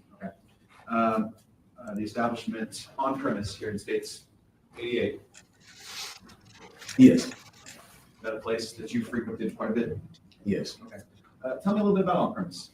Well, it was Dax Stephen. He was the head of security at the time that all of this was going on. But on premises, good vibes, mixed crowd, nice music. Sometimes they have food. And you talked about Dax, you were with security. So when did you start going to on premise? Is that how you met Dax? I met Dax at another club at Punk Society that's in Deep Ellum as well. Which is just a couple. Few blocks, well, a few businesses down. And so you met him at Punks and then start hanging out with him. He's working at on premise. Yeah, that's what he told me. He told me to come by there. Came by on premise, and yeah, that's kind of where the friendship built up. We had a mutual friend as well. Were you already working at Manor House at the time? Yes, I was. Tidy Pie over at Rumble. Not at that time. Jacket. This was many years ago Okay. before I started going on premise, and he moved. Okay. Eventually, you were working at Manor House, living there, and so he was living there as well, right? Yeah, he was on the 17th. But y'all had your own apartment. Yeah, we lived separately. And so you met Dax, you started going on premise. Did you ever get a chance to meet Kyle Williams? Yes, Okay, who was he? he was the GM at the time, which is Lisa's son. Okay. And this did you meet her mom or his mom, Lisa? Yeah, I met her she was basically popping in and popping out over there. And so would you see her there on premise? Occasionally. Did you ever talk to her? Yeah, spoke with her. And let's talk about how'd you meet Charles Beltran or Chuck? So being that I would go to the clubs so often, he was doing security, kind of running to him, speak. Him and Dax had a real friendship at the time, so that's kind of how the friendship began.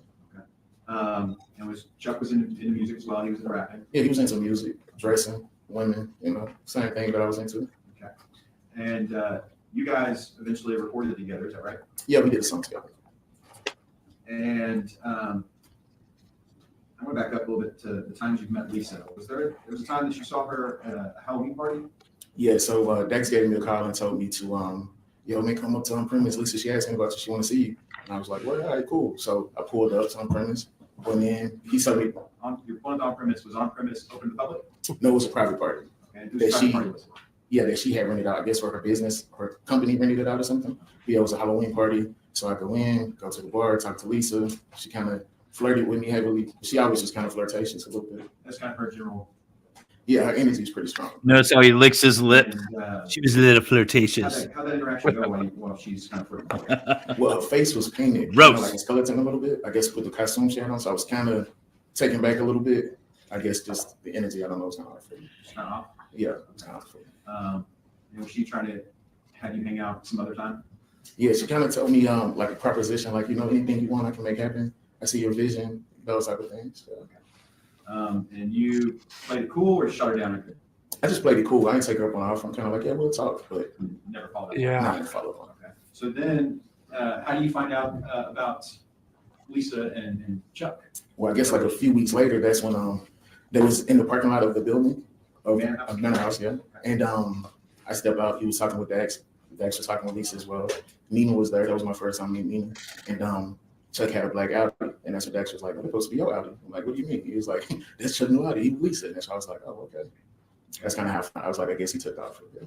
And how was Chuck with Lisa and Nina? That day normally it's kind of casual. Like they in public, they don't really act like they're together. But on that day, I seen them kiss Nina and Lisa, so I was like, "Oh, okay." He kisses both of them that day in front of you and in front of Dax, yeah. But that was out of the norm in terms of public displays of affection. Correct. And would you and Chuck talk? Would he talk to you about his relationship with Lisa and Nina? Not really. Really wasn't a conversation. It really never was like a conversation like, yeah, I'm doing this and doing that. It kind of was unspoken. Like we all knew. Okay. And what did you all know? What was that relationship to you that you could see? That it was kind of like the young boy or the woman. She had money, taking care of him. The sugar mama aspect. Yeah. Okay, so the sugar mama aspect of the relationship. Right. He had Chuck had rap equipment, like a studio in the house that he shared with Lisa. Yes, in one bedroom it was like a painted, basically like a whole studio setup, painted wall, laptop. Yeah, I recorded that. So what all was in there? Laptop, speakers, microphone, basically like a studio setup, kind of like a lounge area, not a bedroom, nothing like that. Pretty much like made like a studio. And in like the closet, did it have the actual soundproofing kind of fabric to go in there? Yeah, it did. So I mean, it was totally transitioned to allow you or Chuck and whoever was going to come record with him to record songs. Yes. And in that house, did Chuck have his own bedroom separate from Lisa? That I don't know. I know that he had multiple bedrooms, but I will say it did look kind of, the whole place kind of looked like a bachelor pad, pretty much. And then ultimately, in October, if we start talking about October 2020, you, I understand you took a trip with Chuck that first week in October, is that right? Correct.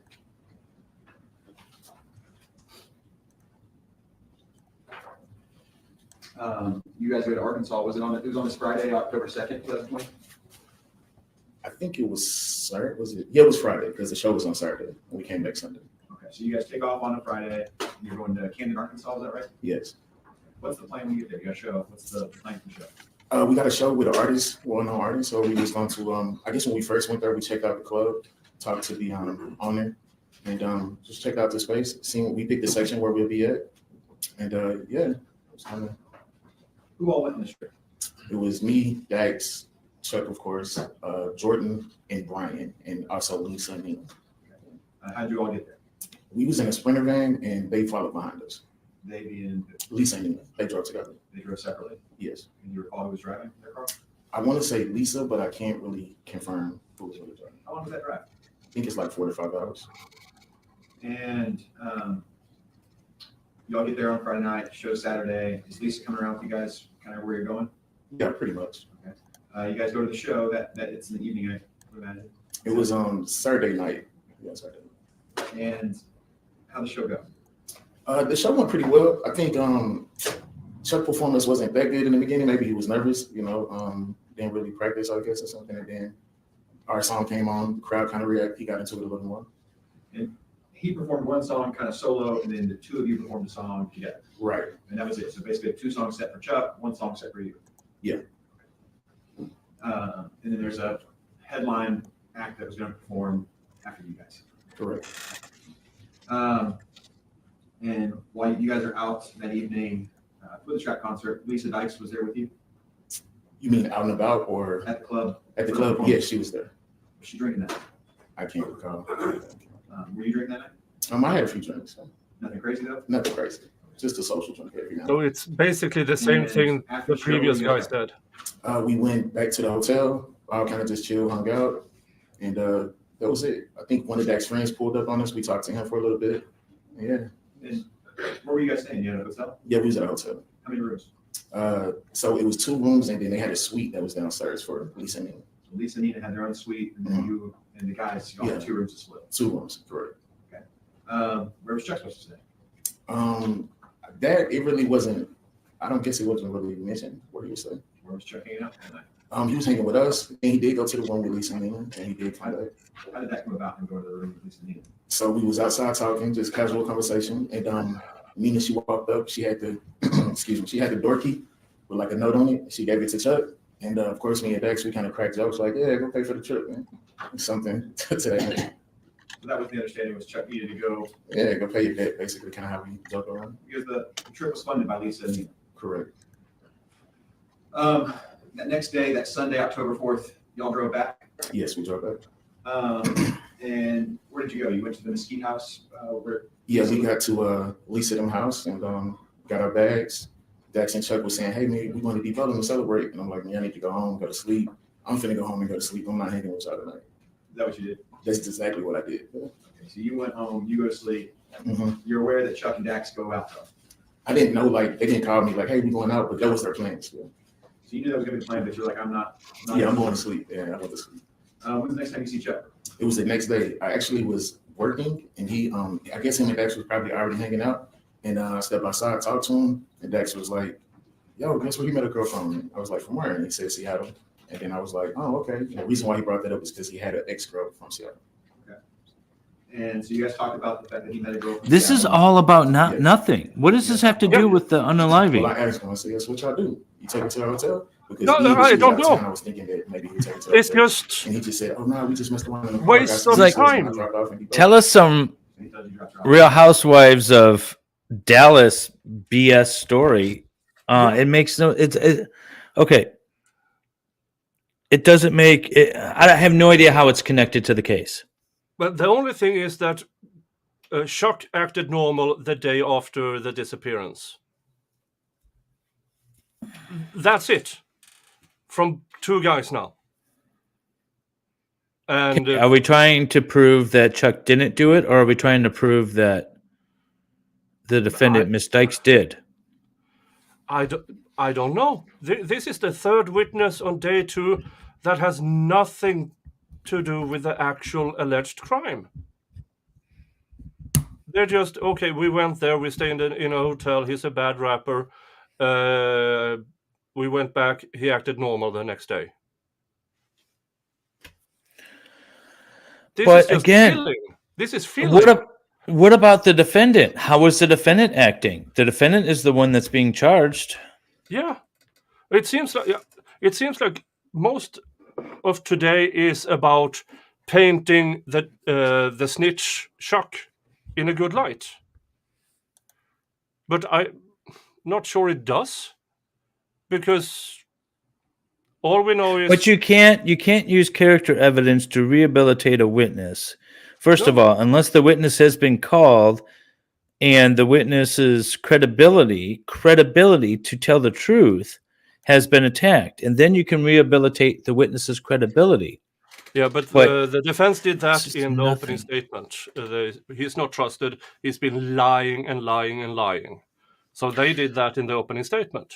Well, maybe Sea Souter is actually like paying attention to something. They are saying they had sex in the car, and Chuck says he had sex with her at the house. Well, that is different, right? Because if they were in the car, but I feel like this would be more of a defense witness, and this is the state's case in chief. Yeah. So that makes sense if for a defense perspective, but why is it being called in the state's case in chief? And Chuck hasn't testified yet. So if they are saying that Chuck told them they had sex in the car, and then he says on the stand, no, we had sex in the house, and stabby happened.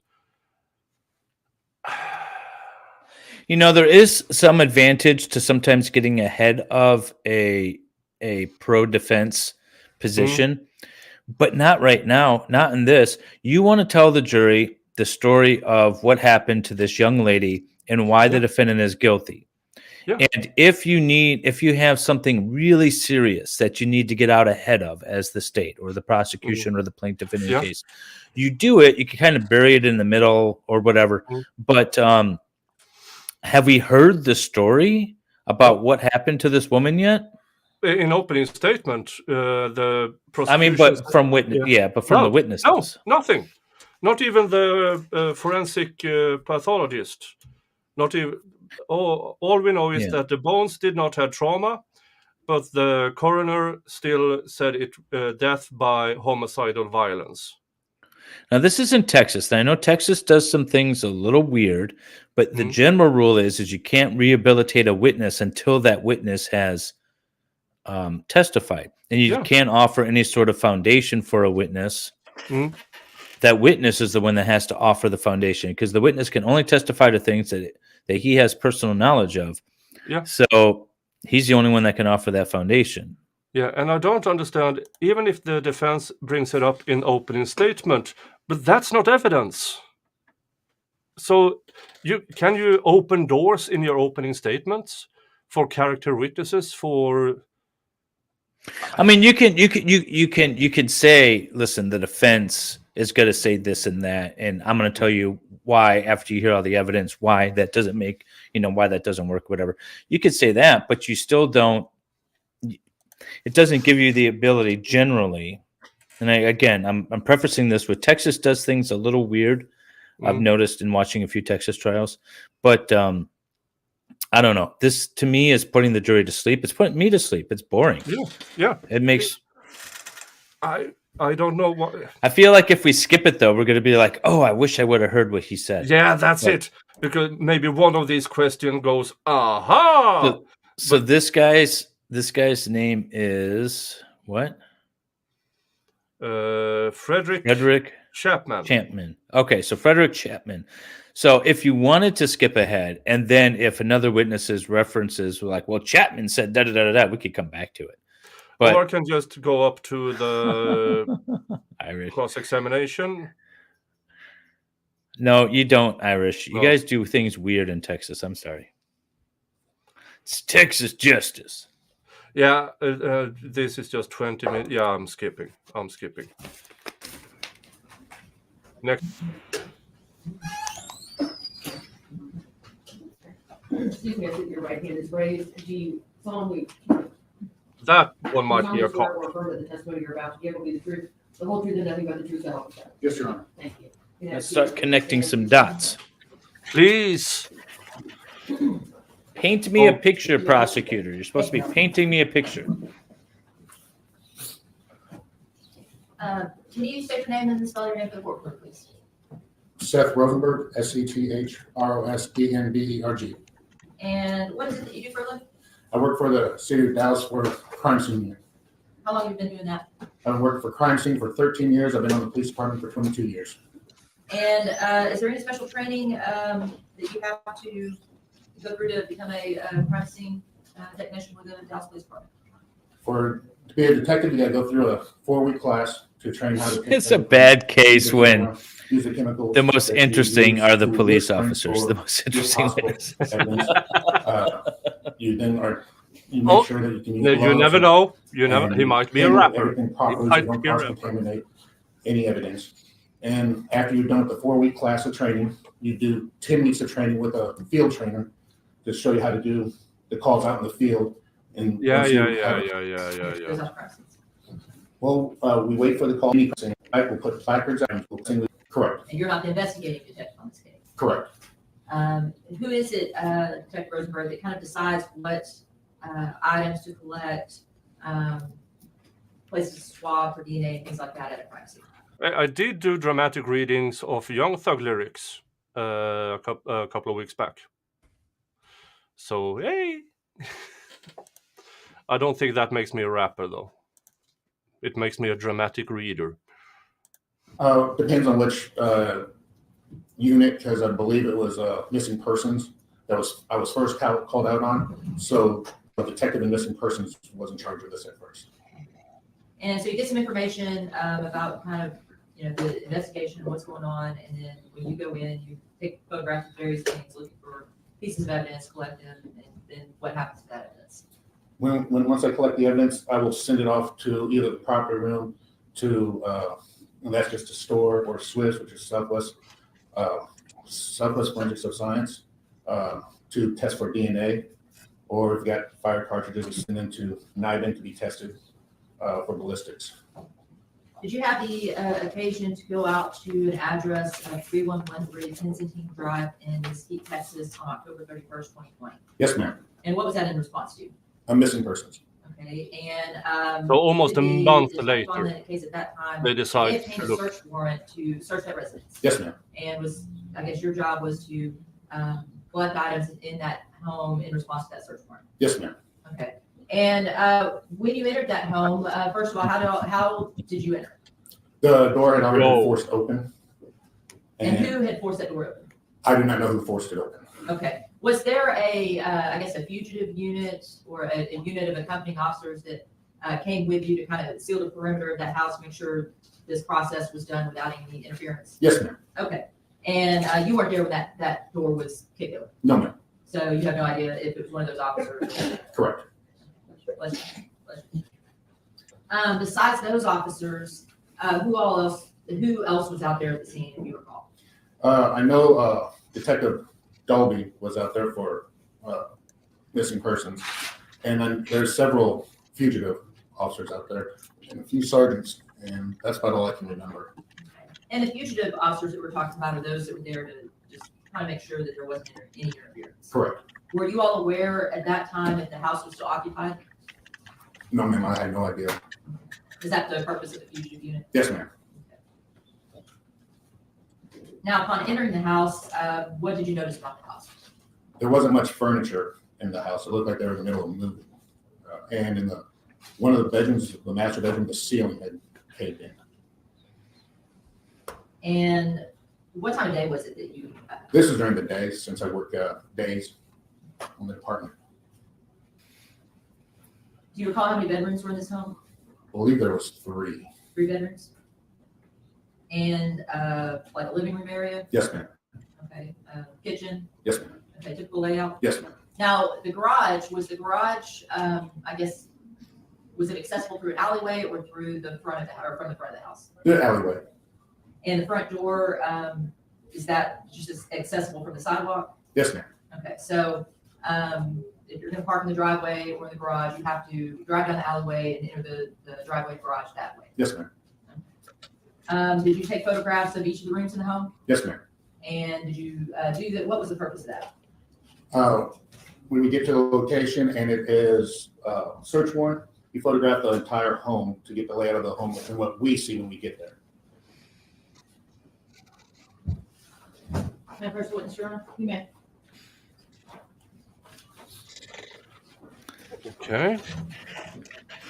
He has a widow's Fair to peak say that take, like goes so- all the way Yes, down. ma'am. And I'm handing you what's been marked states exhibit 92 through 178. Let me flip through those and just look at each of those photographs.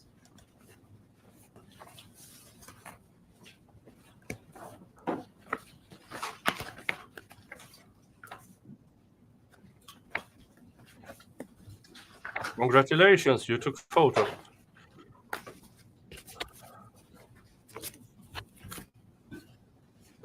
Yeah, according to Georgia RICO Act, criminal enterprise is so broad and so vague that we are all members in Mr. Jingle's Viking Thugs.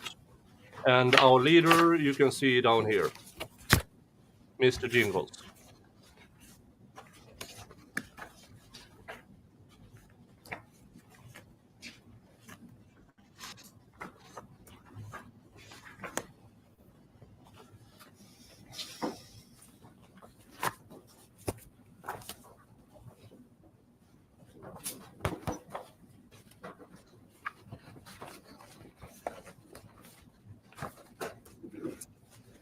According to the prosecution's opening statement, blood and DNA was found in the home.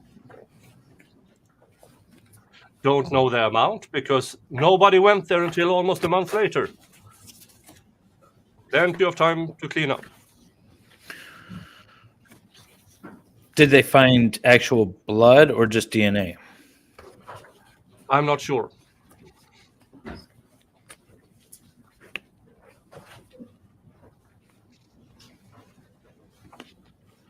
That guy could do a decent mohawk if he came down properly. All right. Detective Rosenberger, each of those photographs bear an accurate representation of the home in the condition it was when you photographed. Yes, ma'am. All right, Your Honor, State Operative States Exhibits 92 through 178 for all purposes. Jesus Christ, that's a lot of pictures. Usually they all have all the pictures but only show a few of them.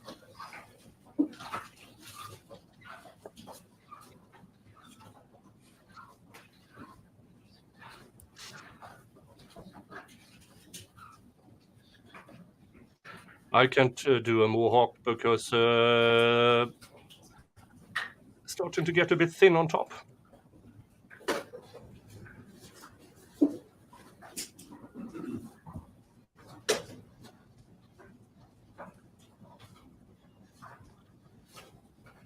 Oh.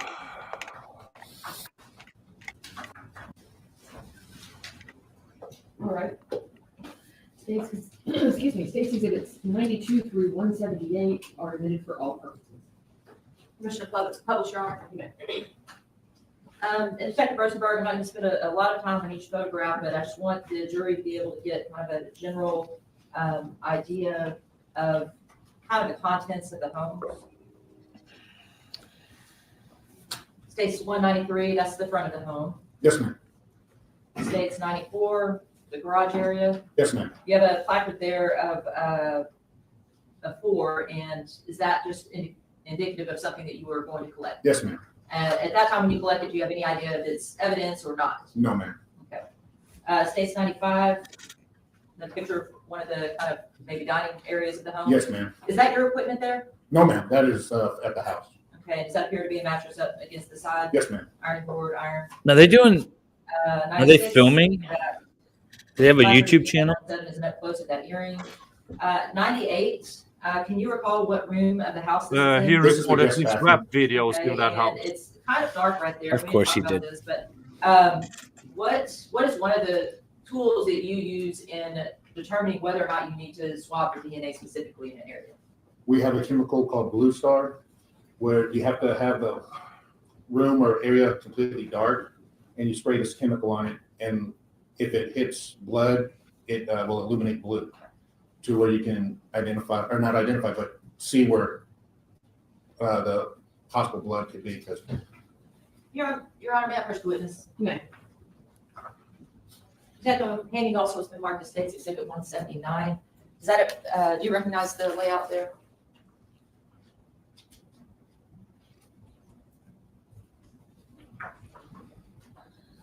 yes, ma'am. Okay, is that an accurate representation of what it appears to be? Yes, ma'am. State offers 179 for all purposes, 10 minutes. No objection, Your Honor. It's been previously attempted, Judge. All right, States exhibit 179 is admitted for all purposes. Thank you, Your Honor.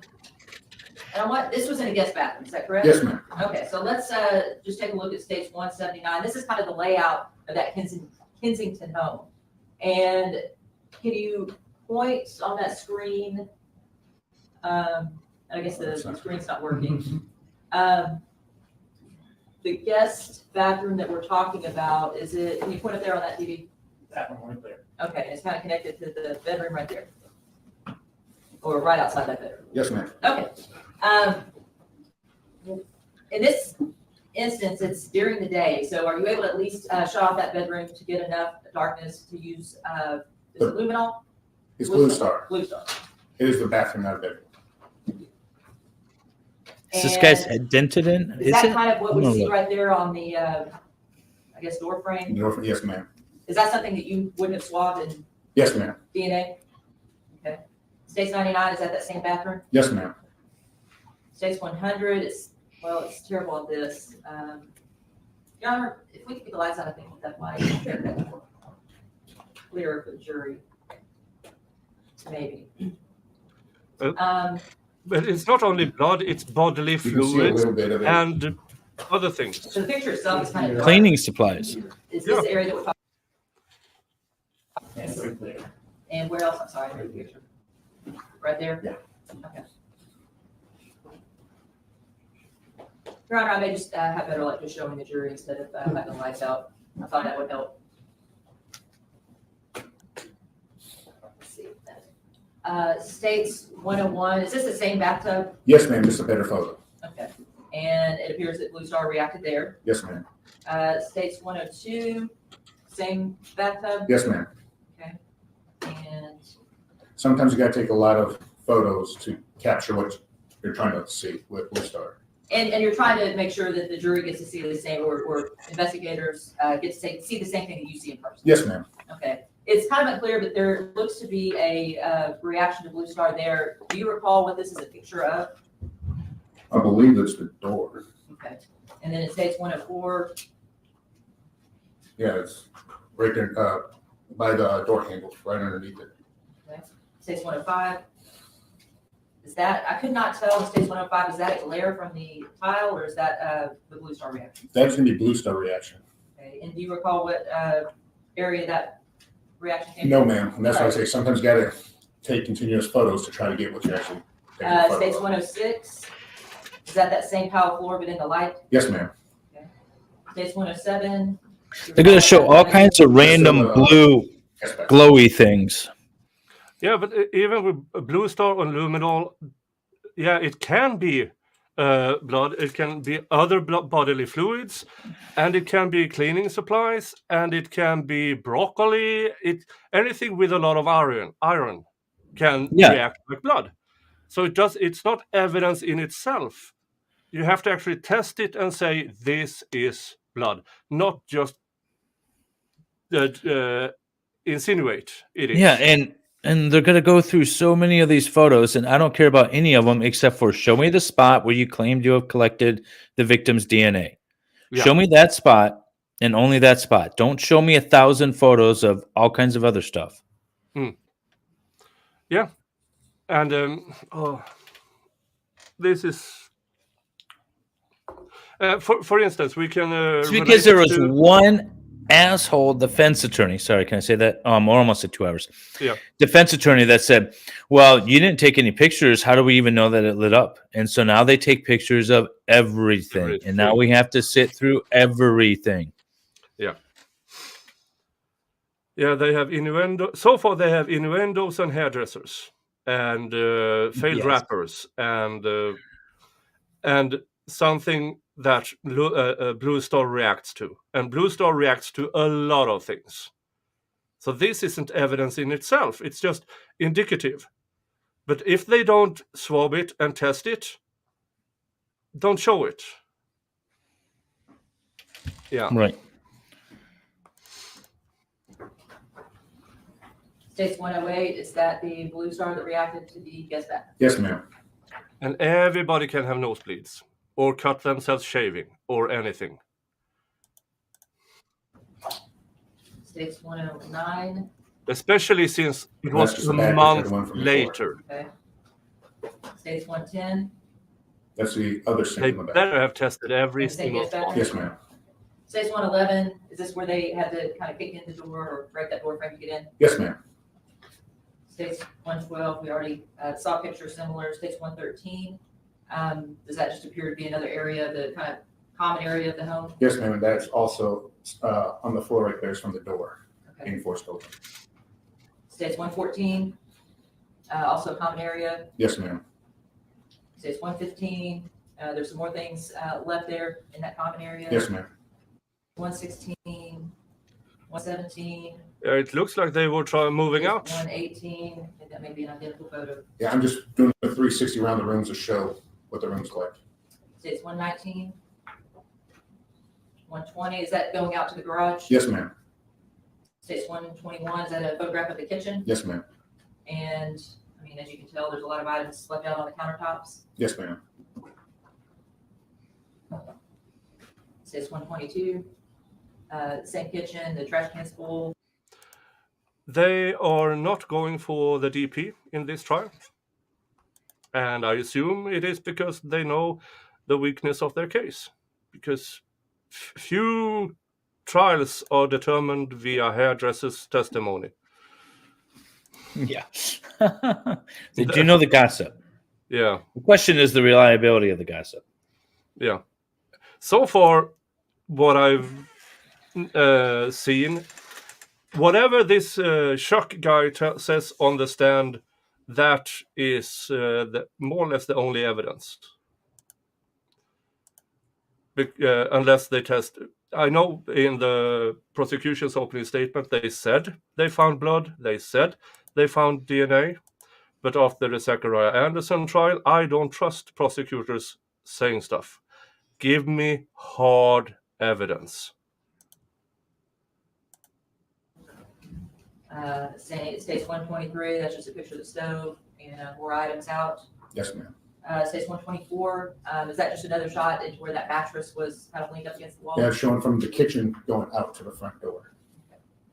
And does this States 125 appear to be the laundry room area? Yes, ma'am. It's clear there's no washer and dryer, but at some point there would have been a washer and dryer there. Yes, ma'am.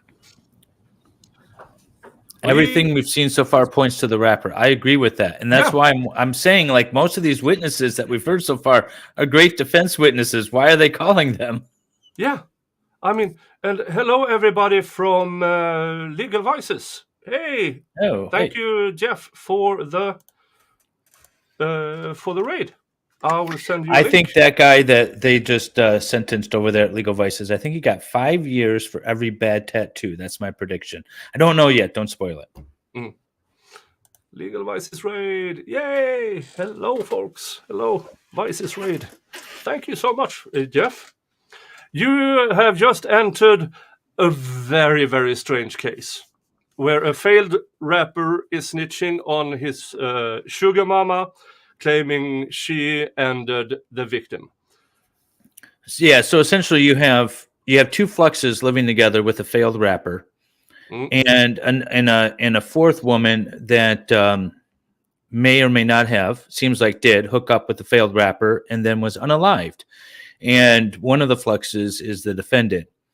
I believe the only logical thing in my mind makes sense is that the defendant's wife, or the defendant, or the victim rather, might have been mistaken for the defendant's wife, and the defendant did it out of a jealous rage sort of thing in the moment.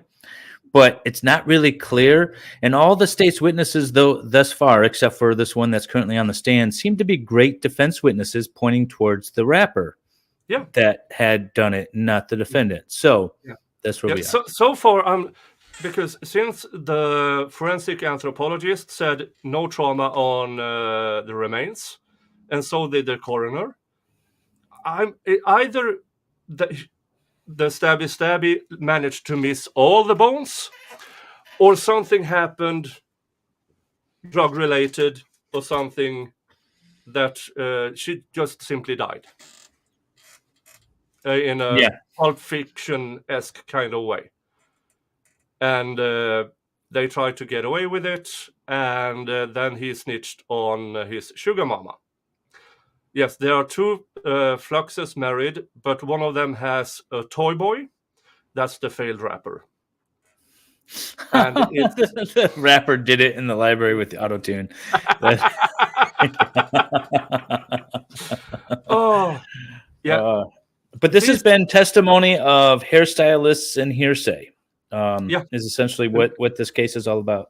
Hearsay, double hearsay, and finally there's CSU, crime scene something, on the stand, and he took a lot of pictures with a lot of blue star that is indicative of blood, bodily fluids, cleaning, or broccoli. Well, Nick says toy boy, but we know it in America as a boy toy or a sugar baby. Yeah. Well, the defendant is her is the sugar mama. Yeah, the defendant's the sugar mama. So the rapper would be the sugar baby. Yeah. I will bring up the three people involved here. Hold on while I show it. They massacred all the broccoli. Yeah. Here to the left is Chuck, or Charles Beltran. He is a failed rapper. He works security at a bar, and he picks up a lot of women. So by point of just me saying, like, all the witnesses thus far have been great defense witnesses, his rap name is 50-50 because he's 50% adorable and 50% insane or something along those lines, which shouldn't be coming out in the state's case in chief on direct examination. It just, everything you're saying points to him. Yeah. The lady in the middle, yes, that's a lady, is Lisa Dykes. She is the defendant. And to the far right is Nina. That's Dykes' wife. Allegedly, that's a financial thing, that marriage, but she still had to ban Nina from sleeping with Chuck. Chuck is a failed rap artist who sleeps with a lot of women. And the previous witnesses said that Miss Dykes was not jealous of him bringing women over, but she did ban Nina from sleeping with Chuck. So again, stuff that came out on the state's direct witnesses. Yeah, it's it's all, I don't know. It's all kinds of weird. It's Yeah, just, this is not a good state's case so far. And we're in witness 5, I think, right now. Day 2, witness 5. Witness 4 on day 2 is this crime scene investigator. Oh, okay. All right. Yeah. And he took a lot of pictures. 26. Pretty ladies right there. 127, does that appear to be kind of going into where the pantry is? Yes, ma'am. It's the back side of that laundry room. Okay. 128, picture of the pantry and left behind items. Yes, ma'am. It's 129, additional picture of the pantry, just the top part. Yes, ma'am. I sent Jeff the 130, link that's if he wants to join. It's the water heater. Water heater. Let's see and 12 things, pictures of the food in the photograph pantry, and please. States 131, also the kitchen. So it says 132. States 133, that's the garage area, is that correct? Yes, ma'am. Okay. You can see some, it looks like the gas can maybe and some other items there in the corner. Yes, ma'am. States What 134, various to do items with on the the crime? shelves. The crime allegedly happened in 135 one is of also the garage area. Yes, ma'am. Now we're moving back into the house. States 136. What does that say? Can you tell? It looks like math to me, but Math. Okay. Lots of debris and things on the floor, chips, knocked over stool, futon in the corner. States 137. Appears to be, desk in that corner. A Rick and Morty poster. Are you familiar with it? Lisa, Nina, and Chuck And lived Space in that Jam, house. Wonder He Woman. The 2 recorded corpses his in the house, wrapper. Yeah. States 138. and he States before 139. Does that appear made to be, music videos in that house. I guess, some foam material kind of in that closet? yes, ma'am. Are you familiar with that material being used to create kind of a sound, I don't know, barrier? Yes, we have kind of like soundproof. Try to. Sound, thank you. The move escaped me. So it appears to be that if there was a studio in that home, that would Yes, be ma'am. 141 the same. Yes, ma'am. 142, that appears to be like a utility closet. Yes, ma'am. 143, maybe a hall closet with some things left. Correct.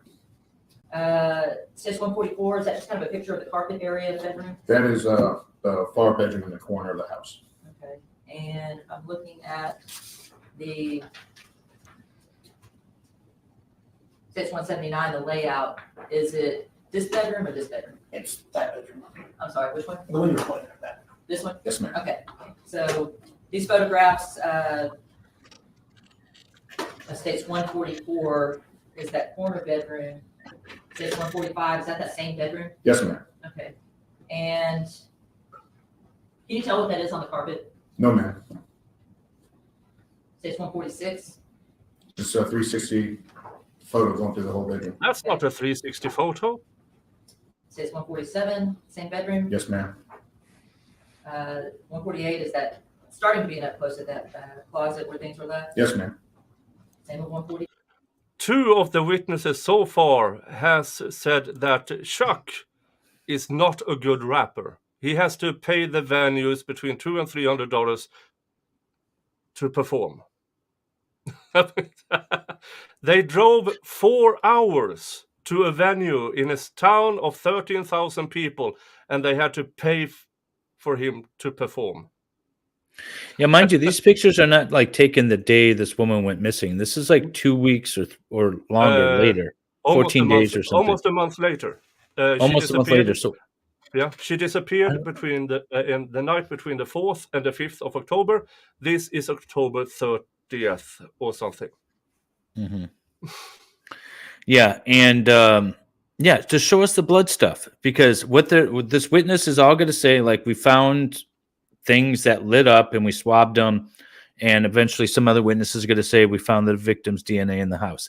That's all we're getting from this witness. We don't need to go through all these photos. No. Correct. States 150, is that same closet? Yes, ma'am. Okay, and there's some various candles, looks like Santa Muerta type of candles and things like that. Yes, Hey, ma'am. Yamaha. States 151. Oh yeah, where's that fucking Is that altar hall, they that claimed was in the bathroom? house? These are guest bathroom, yes, ma'am. Okay. States 152, same bathroom. Yes, ma'am. 153, that looks like that's going out into the hallway. Correct. What do they claim was in the house? 154, do you recall what room that was in? The hairdresser claimed that she went into the house and she was doing the Halloween makeup, and Lisa Dykes was having this Day of the Dead makeup, and then she saw a Grim Reaper in something that looked like an altar, and she was very, very afraid of that, according to her. She was afraid of a Halloween decoration. She was afraid of a Halloween decoration. Okay. Was that the altar with the candles? Yeah. They were arrested around January, I think, and then a few months late. No. Oh. See, that's the thing, though. So they fled to Cambodia. They allege, that sort of consciousness of guilt. But just like I said in the Armstrong case, if I'm living with somebody and he's under investigation, I'm going to be getting as well, because I don't want to be tied up in that. Yeah. But they were arrested. They bailed out for $500,000 bond, and had ankle bracelets. And then the day before Christmas of 2021, they cut them off and went to Cambodia. And then a few months later, they were extradited back. Not Shock, he was somewhere else. But the Fluxes was extradited back. I believe that's still the guest bathroom.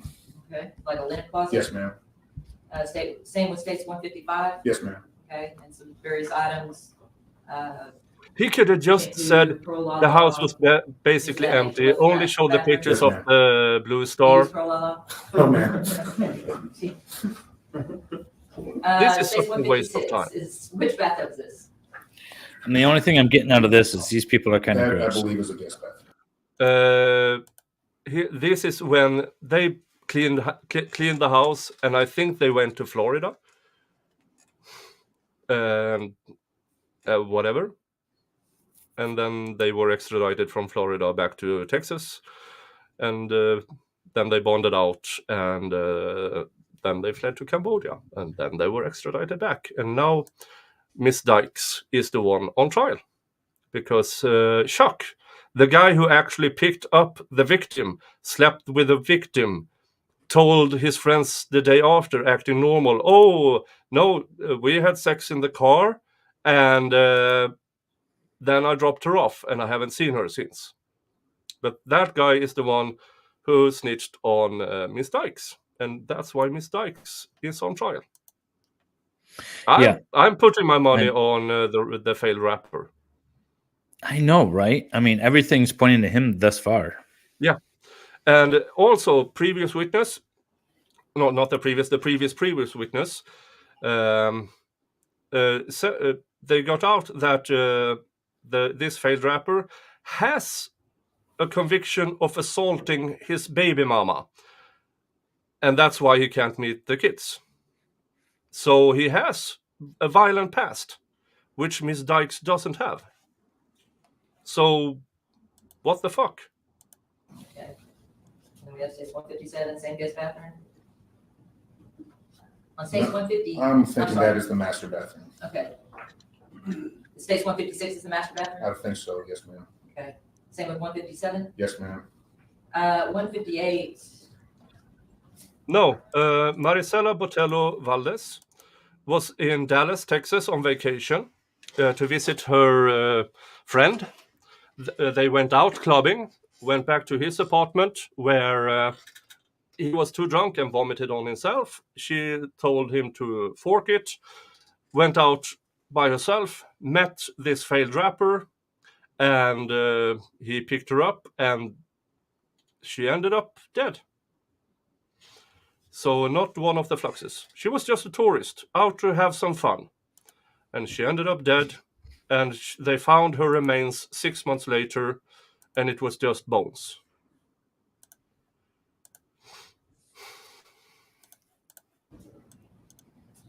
Yeah, me too, Scott. Does that appear to be, what does that appear to be? Possible blood and some kind of stain on the bottom of the bathtub. Okay. Yeah, but that's still a month later. And this states 159. What room is this?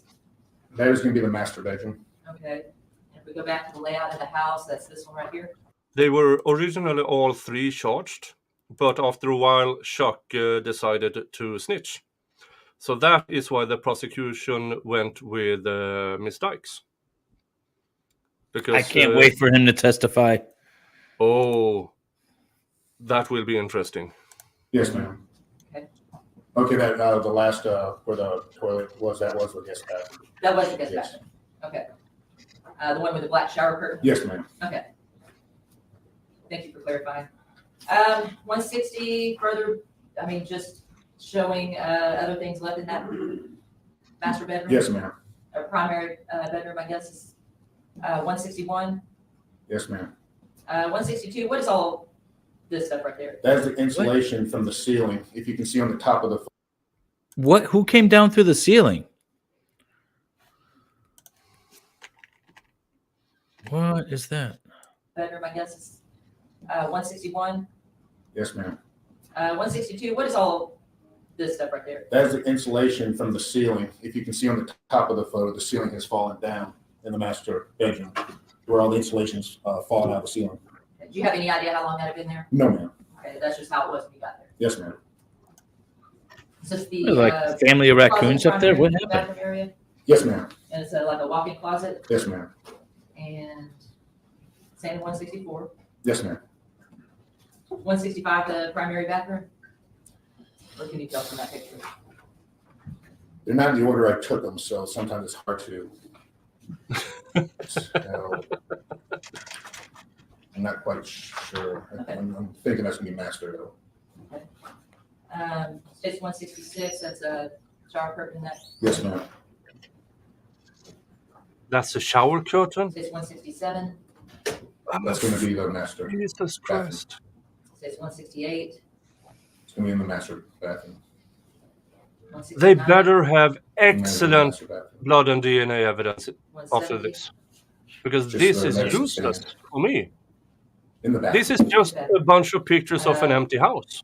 And states 171, you have a And there was plaque there for 5 or number 6 one. Is that pictures something you with collected? Yes, ma'am. It should be a Blue latex Star. glove.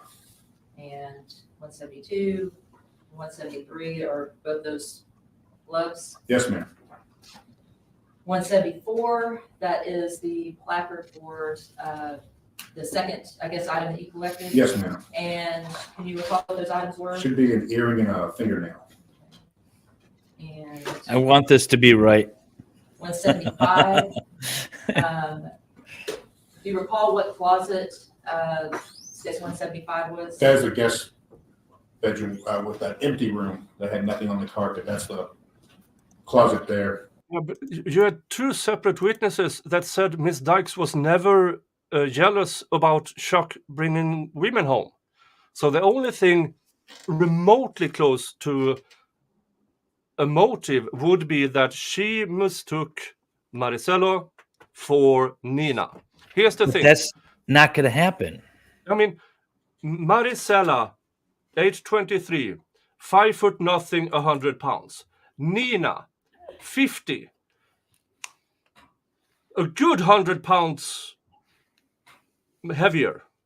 Yes. I mean, you have to be blind, deaf, on drugs to mistake those two for each other. And meet Jingles. This is Mr. Jingles is our leader and commander for the Mr. Jingles Viking Thug Gang. If you want, yeah. Here he This is. is such a waste of tax Also, dollars. Look at this happy cat. He is constantly happy. I mean, you can really tell he's a bundle of joy, can't you? The cat is so pissed. Oh, I have my money on drugs was involved. She couldn't handle the drugs, started to bleed, and passed away, and everybody panicked. That's where I get my. It's a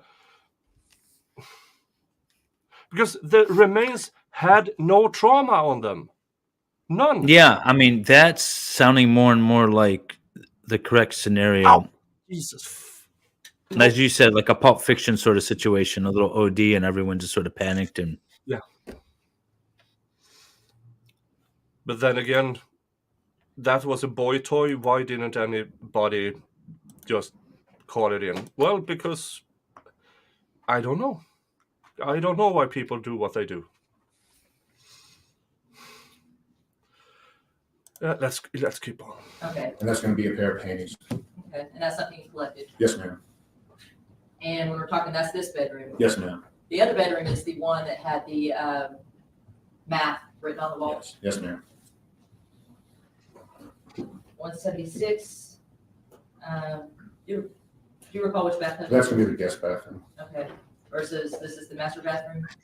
Let's say 177. Yes, ma'am. Okay, and last is just the garage area, 178. Yes, ma'am. Okay. Now, it looks like you collected 4 different items. Did you also take some swabs when you were out there? Yes, ma'am. What things did you take swabs of?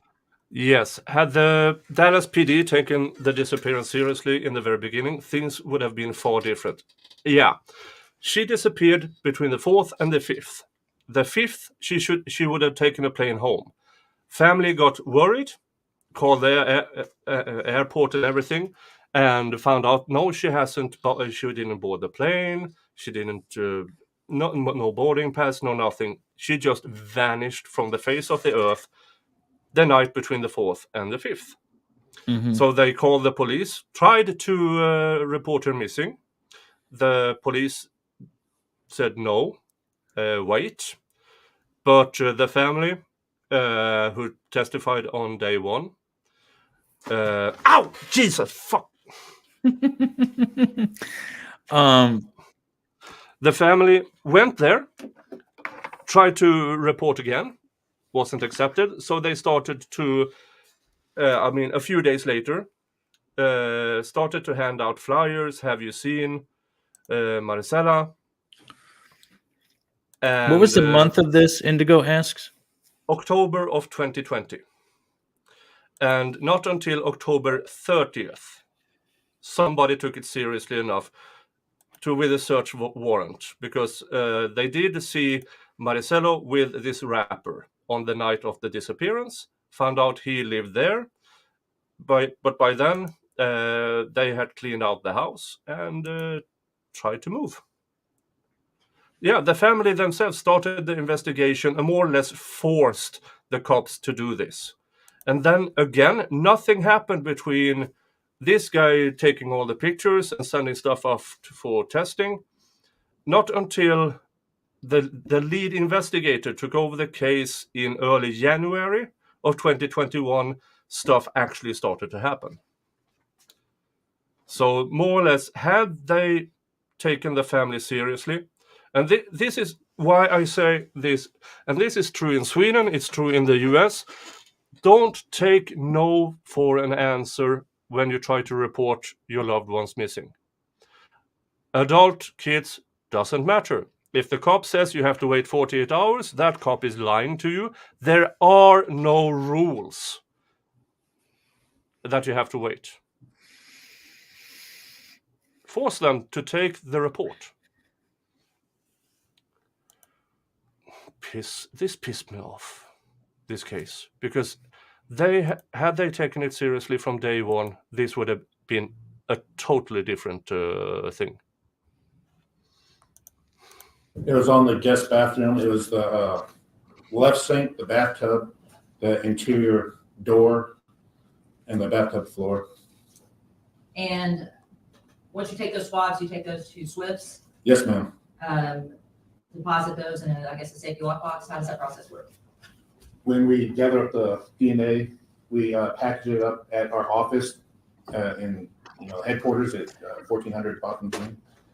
When we package it up, we do the report. We have a copy of the report and attach it to the envelope. We then fill out a Swift form and put it on the shelf and wait for someone to transport it over to Swift to their secure lockbox. Now, the other 4 items, what do you do with those 4 items? I sent all of it to Swift. Okay. Now, you weren't aware whether people were presently living there or not, correct? Correct. But just based on appearances and your training and experience, I mean, you photographed thousands of homes. Yes, ma'am. What was your impression? My impression, someone was leaving fast out of the house.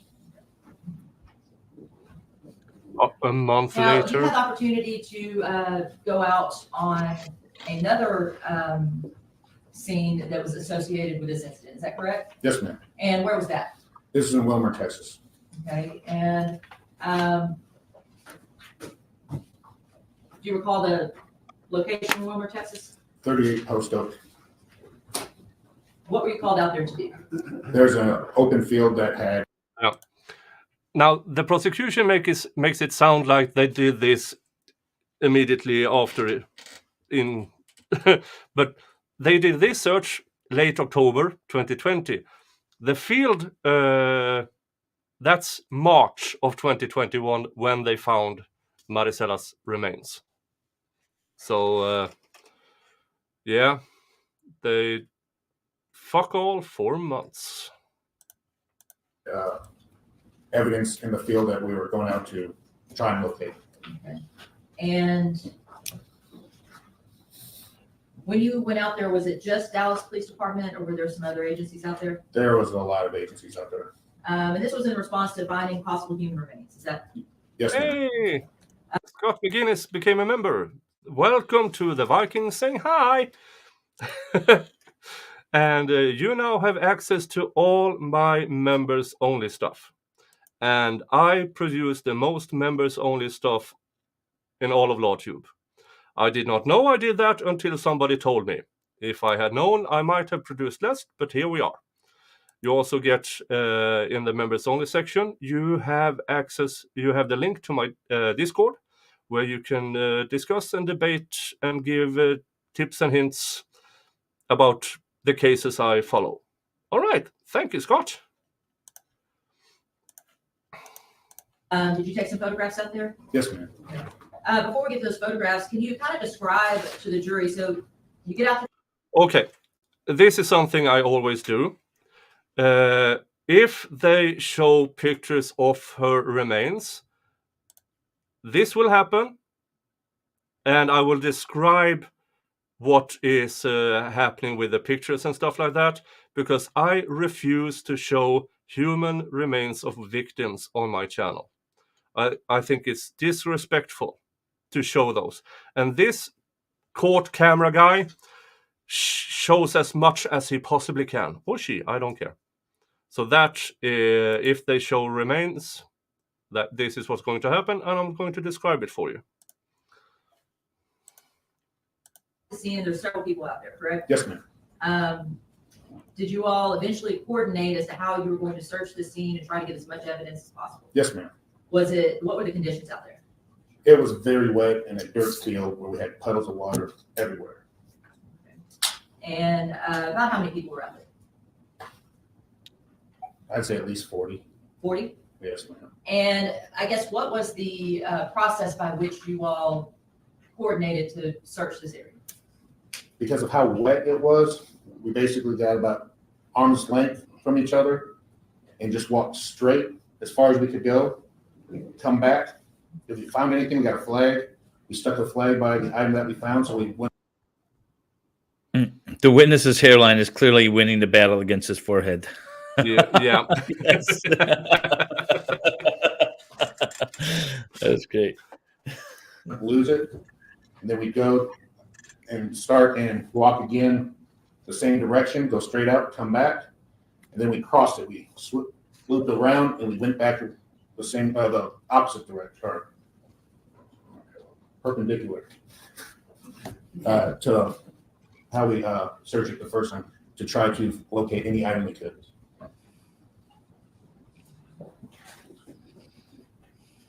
Did you take some photographs out there as well? Yes, ma'am. Check Rosenberg, Hanning, U.S. Mark States Exhibits 180 through 208. Can you flip those through those photographs, please?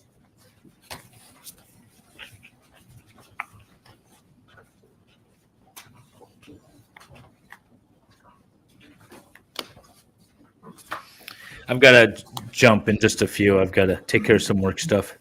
Okay. Thank you so much for showing up.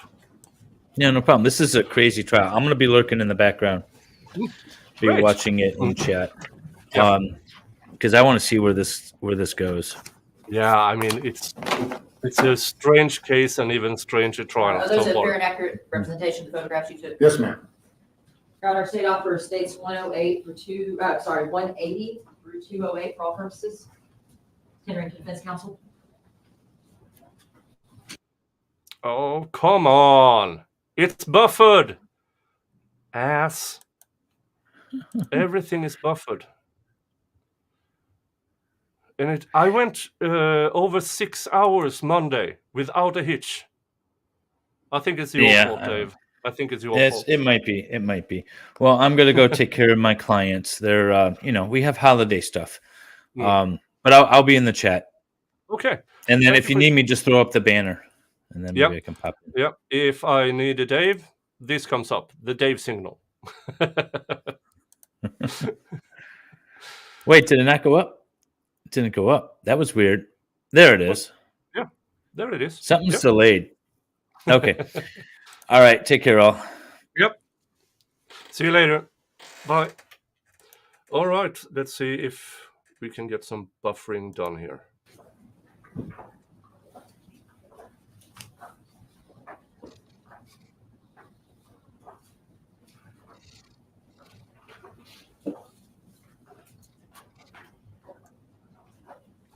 This defense lawyer, when he tries to make a point, he bangs the table and shouts. So, yeah.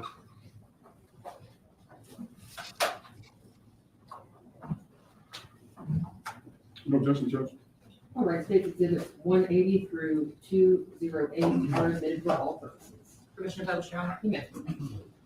Before we kind of go through these photographs, I want to just kind of remind you and the jury of this area where you were searching.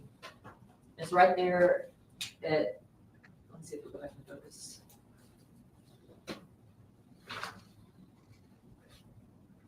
Right there at Post Oak Road. When you all got there, did you just kind of park right along here? Yes, ma'am. And that field was just open, correct? Yes, ma'am. In that wooded area, we also went through a lot of the wooded area. Okay. And so you were talking about lining up. So would you all line up and then like walk this way as far as you could? Or can you kind of show that for the jury on the screen up there? We lined up from here up to there first, and we all walked this way as far as we could. Then when we were done there, we go up this way, then we walk all the way up through there. They also had drones in the air looking from the sky. When we got done walking that direction, we turned, then we walked this direction as far as we could into the wooded area. We just completed that area searching like that. Is it fair to say with 40 individuals on the ground and drones that you all did the most thorough job?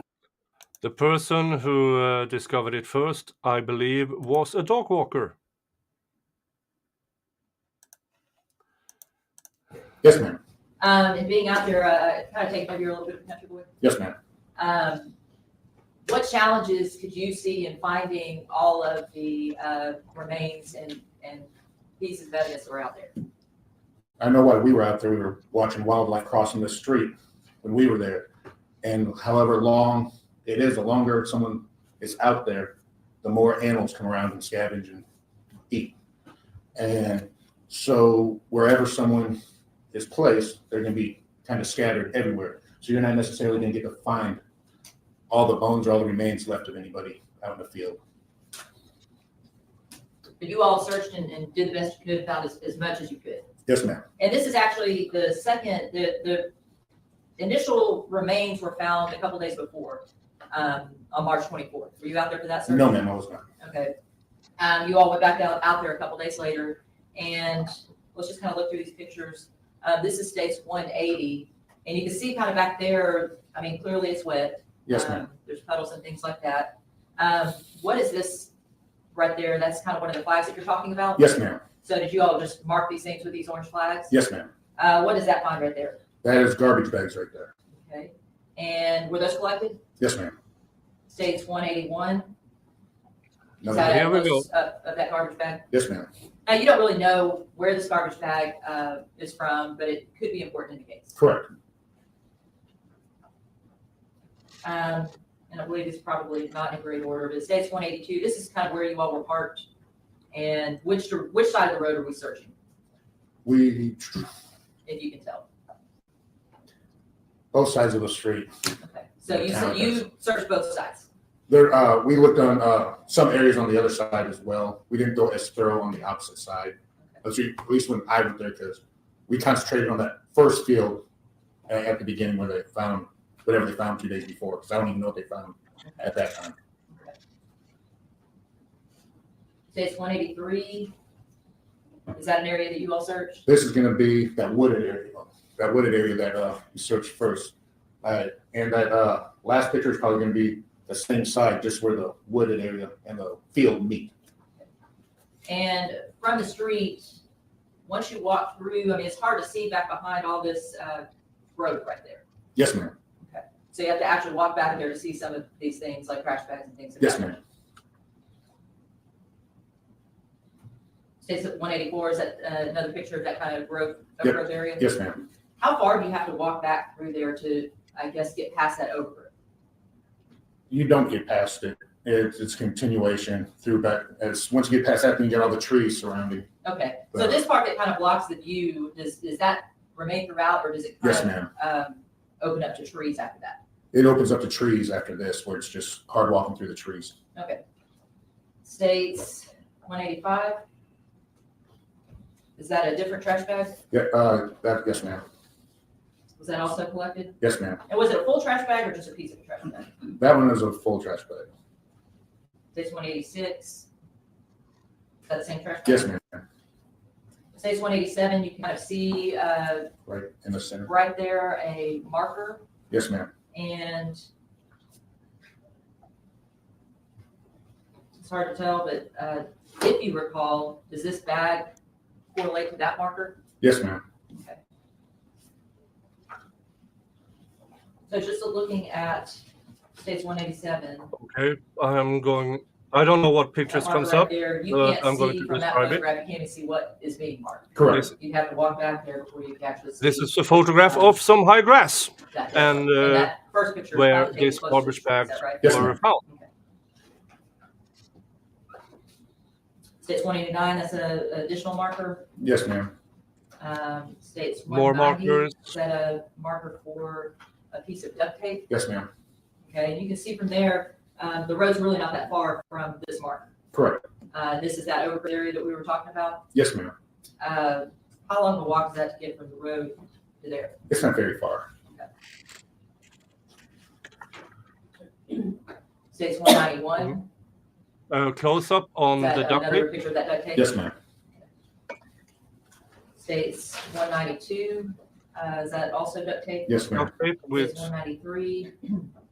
Some More trash additional bags. bags. Yes, It looks ma'am. like lots of pieces of duct tape. Yes, wrapped ma'am. around. Do you recall in looking at and the importance of this should be do you that recall where human remains were found that in it particular and with it. group of things was located? No, ma'am. Do you know if it was in the wooded area or in that kind of open area? They're almost all right along the edge of the wooded area. The garbage bags really were not inside the wooded area, they're just on the outside of it. States 194. Another picture This kind of of picture of where the the- open area and the wooded area kind of come together. Yes, where ma'am. the wood And is and that the kind of field area where these meet. trash bags were found? Yes, ma'am. Is that a marker right there? It is. States 195. We see a couple of markers there, and this is that kind of front puddle area. Mhm. This is at the edge of the field. Rain had, Rain and had muddled it up. I don't know that there were holes, but you know, that dirt area. Yes, ma'am. Okay. Do you recall what pieces of evidence? That is something, like I said, if we found bone or anything, they would put a marker down, and we found a lot of animal bones, so they didn't get collected. 'Cause Okay. We actually had a medical examiner out there to identify the bones, Okay, whether it's medical or something else. whether it was animal or human. Animal or human. I'm sorry, I said medical. Animal or human. more of Another that picture puddle of area. Now, you weren't out there for the first search. muddy You know where area they located, with the subject. evidence I was not.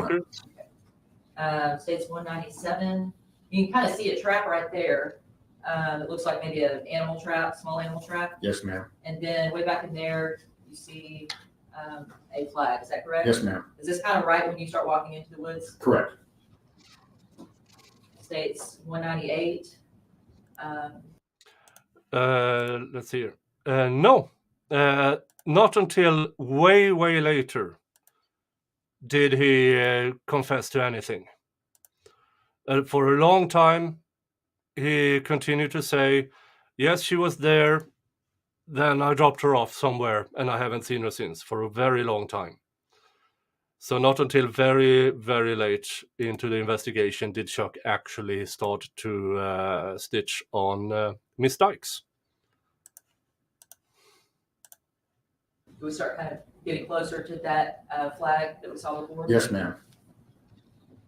More flags. States 199. More pictures of the wooded area. That corner's flag. More flags. And states 200. Can you tell in states 200 what kind of what is right there? That should be the clear plastic bag. A clear plastic bag. States 201. More evidence markers. What does that appear to be? Let's just that's the like hair scrunchie with hair in it. Okay. Okay. Hair scrunchie with hair. Is this kind of more located in the woods area? Yes, ma'am. Okay, and then states 202. I think that's the same thing. Yes, ma'am. And then states And 203. the victim was identified via dental Can you tell record. if that was human hair or what that was? I couldn't tell you that. I just know there's a scrunchie in with the hair. So states 204 is a close-up of that plastic bag. Yes, ma'am. States 205 is a flag. And states 206, can you tell what piece of evidence they're kind of focused on or what line they I think it's going to be a fingernail. Okay. This is the one. States 207. I'm sorry, states 206. Can you see? Yeah, it's that little piece. Yes, ma'am. Okay, and was that identified as maybe a piece of a fingernail? That's what I called it. That's what I Okay. think they called it. Could you tell if it was like a real fingernail or if it was a fake nail? I think it was one of those fake nails. Mm-hmm. States 208. I'm sorry, 207. Appears just to be maybe a piece of that trash bag. Yes, ma'am. More pictures of the trash And bags.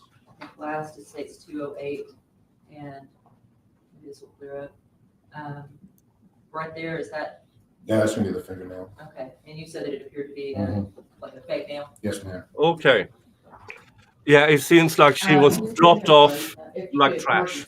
We have Yes. been going for about almost an hour and 45 minutes, so it's time for our afternoon break. We will be in recess for 10 minutes. All right. Okay, let me speed through when they get back. Yeah, it's unnerving to know she disappeared with, last seen with the failed wrapper. Then they find Can you her be seated? 6 months later, You may dropped proceed. off Thank like you. trash. So looking back at the report, the things that you collected and that were also photographed, those are the two garbage bags that were kind of held together by the duct tape, and those were collected near that animal trap. Yes, ma'am.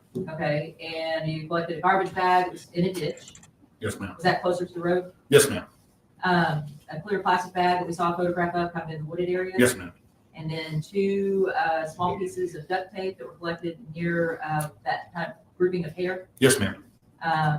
Head of hair with a scrunchie in the hair was collected in the woods. Yes, ma'am. And then finally, you collected a fingernail that was underneath the two garbage bags. Correct. And you submitted all those things to either Swift's or the property. Swiss, ma'am. Swift's, okay. And at that point, it's up to the detective to determine what kind of testing is done on those items. Correct. Now, can you tell me when those items were left out there? No, ma'am. You're just collecting things that may be evidence. Correct. And after that process, I mean, your job on that part of the case is done. Yes, ma'am. You're our press witness. Cross-examination. Okay, cross-examination. Detective, I just wanted, just a few questions I had for you. one in particular, you said that it appeared that someone was leaving out of there pretty fast out of the house. Remember saying that? Yes, sir. You don't know that fact, do you? No, sir. Because, I mean, it can take numerous days to move, can't it? Yes, sir. In fact, if you want to move some stuff out and then you tell a friend or a loved one to move the rest of the stuff out at a later date, that happens all the time, doesn't it? Yes, sir. Let me also ask you in reference to the blue star. It indicates the possibility of the blood, right?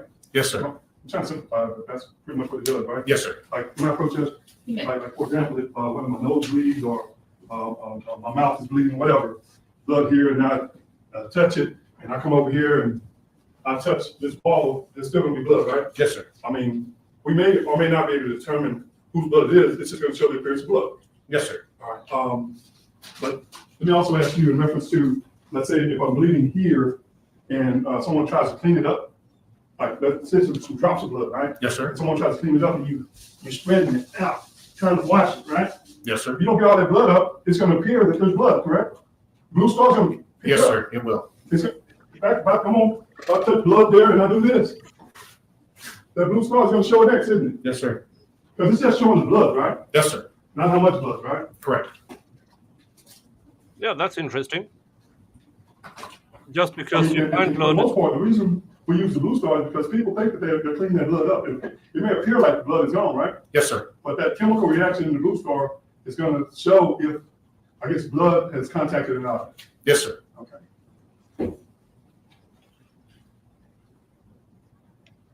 All the photos that she showed, because I don't want to go back through all this, it's late. But none of those are blood splatters, are they? No, sir. Probably refer to as blood splatter.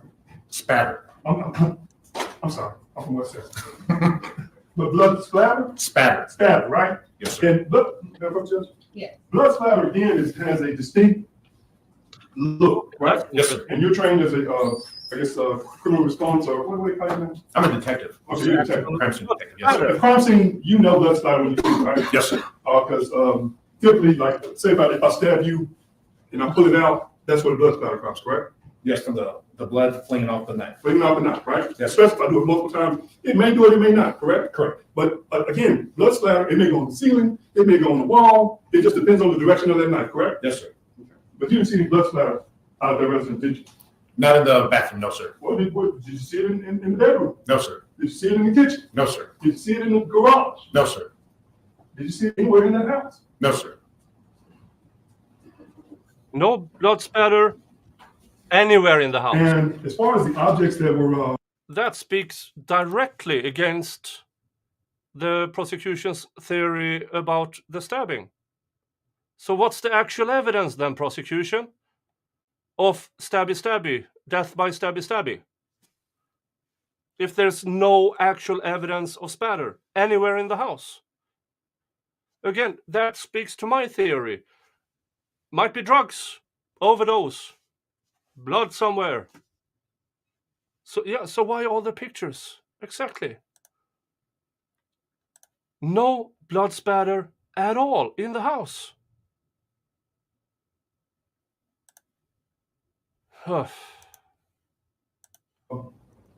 think we conducted or you went out with a search warrant on the 31st. Portions of the house that appear to be clean, correct? Yes, sir. All right, because when you're in that bathroom, you can't just tell it's blood, right? You got to put the boots on. Correct. Looks like somebody tried to clean it, right? Correct. Oh, I was going to ask you about that ceiling, with all that Installation. yeah, insulation stuff.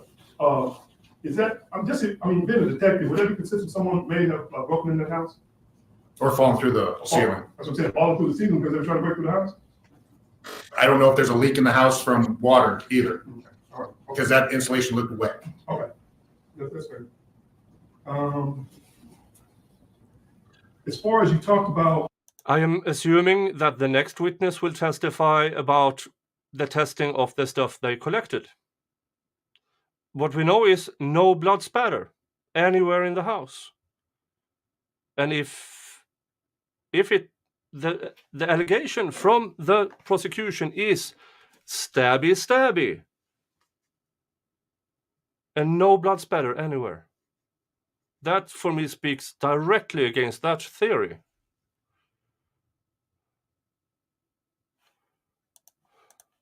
Going out to the location where the remains, some of the remains were found. Because that was about 6 months later, you got a lot of weather. Does weather affect the evidence that's out there? Depends on what kind of evidence it is. Okay. As far as like, let's say the trash bags you took pictures of, how long those trash bags are, you have no idea, right? No, sir, I do not. If those trash bags were disturbed and moved, whether it's by animals or by human hands, you have no idea, correct? Correct. And to be truthful, the same thing with the bones, right? Correct. Because of the scavenger. Am I saying that right? Yes, sir. We don't know if the animals, moved those bones, right? Correct. We do know that a lot of bones are missing, right? I don't know. Okay. But in that area that you took the pictures of, it's wet, muddy, it's open, right? Yes, sir. Open to all the weather conditions, correct? Yes, sir. And in fact, during that time period, you remember us having a severe thunderstorm? Yes, if you I know 2 days before when they did find something, it was dry as could be. We had bad storm in between the 2 days when I was out. do you remember the ice storm? No.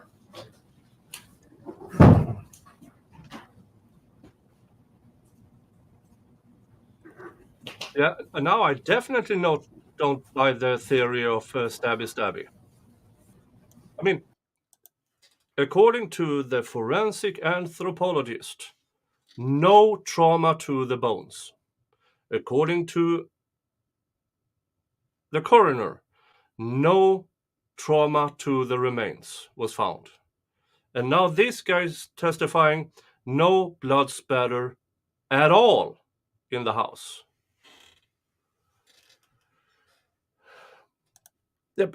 The prosecution says Miss Botello was on top of Chuck when Nina came in the bedroom and stabby. That's the prosecution's theory. And no evidence of it. Sounds like Chucky lied. Yeah.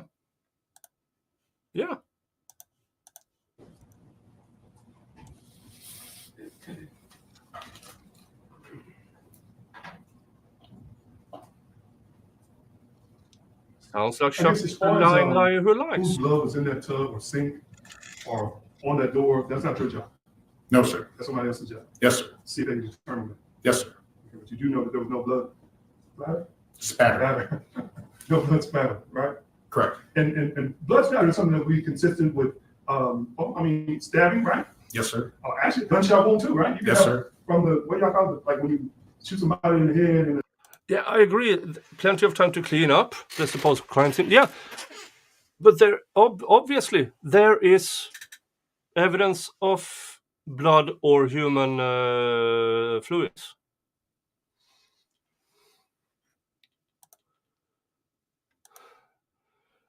Yeah, I mean, you still have this, according to the prosecution's opening statement, they can pinpoint these guys at the location where the remains was found. Well, none of them have any relationship to even be near. So there is evidence at least of them. We haven't heard it yet. But that's the allegations from the prosecution in their opening statement. But it's sounding more and more like, at least for me, everything so far points at Chucky. But he's stitched, so they are going after Miss Dykes. The impact? Yes, sir. Creates the blowback? A blowback, yes, sir. Okay. You didn't see any of that either? No, sir.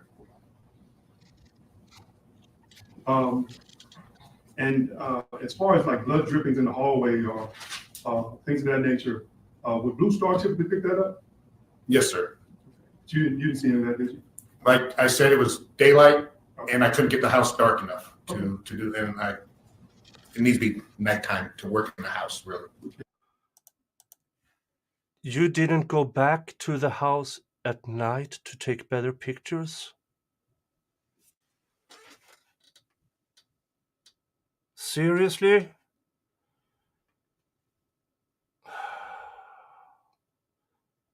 You didn't go back a few hours later when it was dark outside in October to take more pictures? For fuck's sake. Yes, sir.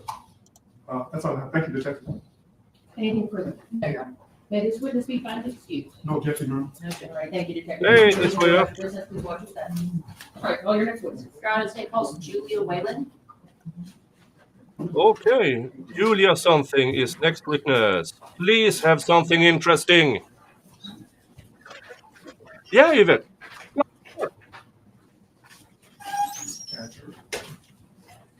Swear to you if you stop and raise your right hand. Excuse me. You solemnly swear or affirm that the testimony you're about to give will be the truth, the whole truth, and nothing but the truth, so help you God. Yes, ma'am. Thank you. You may be seated. Please watch your step. Thank you. You may proceed. Thank you, Your Honor. Can you tell the court your name and spell your name for the court recorder, please? Julia Wayland, JuliaWayland. And can you just briefly tell the members of the jury what it is you do for a living, what your duties are, and the training that you've received to conduct that? I'm currently a crime scene analyst with the Dallas Police Department. I've been with the department for 11 and a half years. I started as a technician in property crimes and promoted up to an analyst after 3 years. And what are some of the duties as a crime scene detective? As a technician, we respond to property crimes. As an analyst, we respond to persons crimes. So we get requested out by either detectives or officers. Skip ahead. We know she's qualified. Is that location in Dallas County? I'm not sure. Yeah, all of that was in the prosecution's opening statement. So I assume they will come to that later on in the trial. It was in Mesquite, Texas, correct? Correct. Now, who all was out there at that location? There were some SIU detectives and 2 officers from Mesquite. And SIU, that's different than youth crimes, is that correct? Correct. It's for special investigative unit. Detective Dalby wasn't out there that time that you processed this house, correct? No. Your Honor, may I approach? You may. One of your duties is to photograph the home in the condition that it is when you get there, is that correct? Correct. And I'm showing what's been marked states 209 through 276. You and I went through these pictures actually today prior to your testimony, is that correct? Yes. Can you flip through those real quickly and just make sure that we didn't?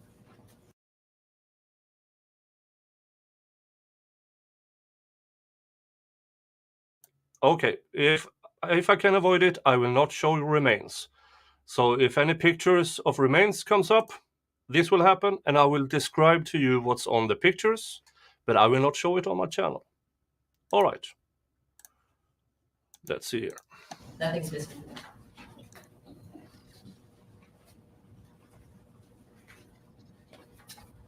And a ton of pictures. I wonder how many has actually something to do with the crime.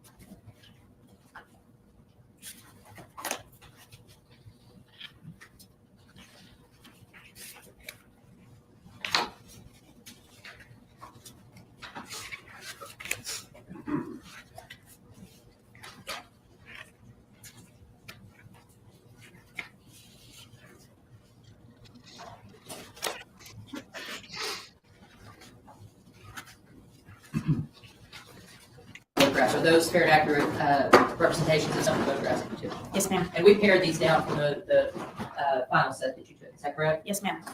Your Honor, state on states 209 to 276 for all purposes. 67 pictures. Yes,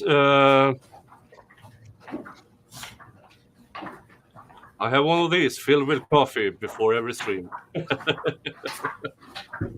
a pump thermos. Best thing ever invented.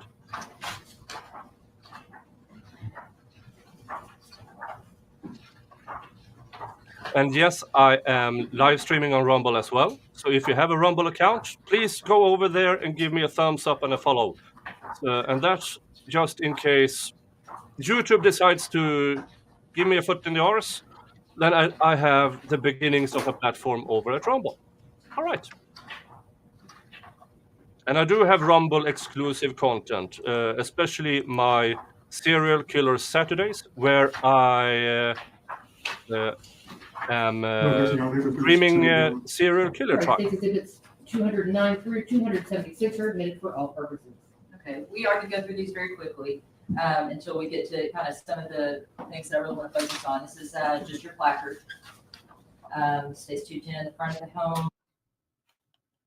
You all took this picture just to, and states 212 just to More show pictures. that the door had been fixed since the last processing, correct? I took it to show that there was no damage to the door. Okay. Were you aware that they had processed this home before? I knew that they had processed it, but I didn't, other than they had processed it during the day for Blue Star. Okay. And space 213, some of these we've already seen pictures of, but in these pictures, the home appears to be clean. Is that correct? Yes, All items have been moved out, it appears. yes. States 215, states 216, that's the entryway. States 217 appears to be a dining area going into the kitchen. 218 is that kitchen. 219. What's the different side point kitchen. of these pictures then? 220 is leading into, I guess, this. If they already have it. That's to the laundry room? To the laundry room, okay. And 221 is 221, that's the laundry room, is that correct? Yes, ma'am. A photograph of the kitchen. Kitchen into kind of a common dining, maybe breakfast nook area. 224, is that a photograph leading out into the garage? Yes, ma'am. That's the garage area. Another photograph of the garage area.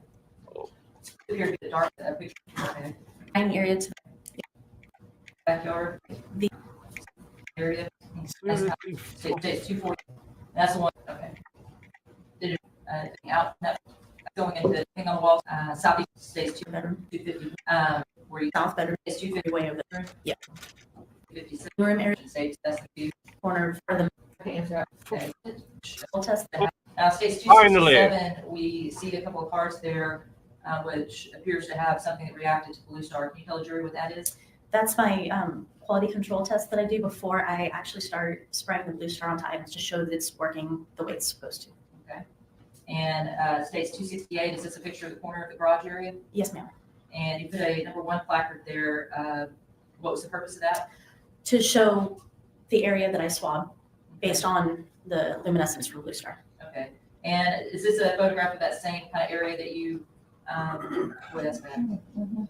I'll show the jury here. Is this a photograph of that same area that you swabbed? Yes. Okay, and you see right there, that little tiny spot. Is that the spot that reacted to Blue Star? Yes.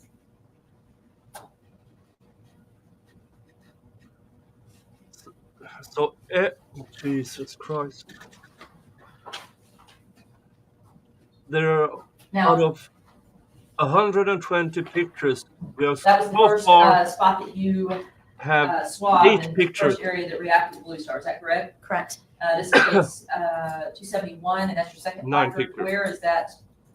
That Blue has Star? any That is in the Relevance to master the bedroom by the bathroom door. out of Okay. 120. And did you take swabs in that area as well? No.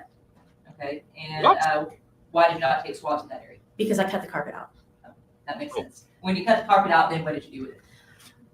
With all the collections I took, I collected them, I packaged them, and I left them on my evidence shelf. And then the detective that was involved collected it and took it over to Swift's. Okay. So you cut that carpet out. This is states 272. There's a number 3 placard there. And I'll, since that's so hard to see, So the previous your detective, hall, what bedroom that was in. That was also the Useless master bedroom. testimony. Kind of in that entryway because she door did the going towards interesting hallway, it's on the- things. If you're looking at the doorway, it's on the right-hand side. That Blue Star shows that there may be a possibility of the presence of blood there. Correct. Did you cut that piece of carpet out or did you swap that? I cut it out. She does her job. That's what she's supposed to do. States 273. It's just a picture showing the areas that were cut out. Correct. States 274. Is that in one of the secondary bedrooms? That's in the southeast bedroom. The southeast bedroom. And does that show the presence of presumably blood from the Blue Star? It shows a positive reaction. A positive reaction. Okay. 275. That has a number 4 placard. Is that the 4th area of carpet that you cut out based on the response to the Blue Star? Correct. Okay, and that's located under that window area in that bedroom, correct? Yes, ma'am. Does that appear to be quite a bit of substance that is reacting? Or can you tell? I can't tell. I'm sorry. Okay. And No, it based isn't. on that, you cut out that whole Hold on. basically wall of carpet. Let's go back. That placard is about 3 by 3 inches. And that is the entire area. That's not a lot. That's not a lot. And if the carpet is still in the house, and they claim a person was stabbed to death in there, that's not a lot. That's actually minimal. That could be a ladies' man, failed rapper doing a splooshy on the floor. Or something. Jesus Christ, please have at least the testing show blood and DNA from the victim. But yeah, that's not stabby blood. Reacting? Or can you tell? I can't tell. I'm sorry. Okay. And based on that, you cut out that whole basically wall of carpet there in States 267. Is that correct? Correct. And you packaged all of that, put it in the evidence room for the detective to then determine what to do with that next, whether it's Swiss tested or whatever. Correct. Based on the Blue Star, can you tell whose blood that is? No. Can you tell when it got there? Nope. Your job just is to go in and spray, I agree. not to Not simplify it, but Russian. spray the various areas and see if there was this reaction to the skin. Correct. To locate and preserve the evidence if I find any. And locate, preserve that. And in this situation, you didn't just cut out the carpet, you cut out the carpet pad too underneath. Correct. Your Honor, pass the witness. Is that the, I guess, 4 by 10 piece of carpet you cut out? I'm not sure of the size of it. Okay. All right. 4 by 10 inches. Why don't... Hey, crime scene investigator, analyst. You didn't take measurements and put it in a report? How much you cut out?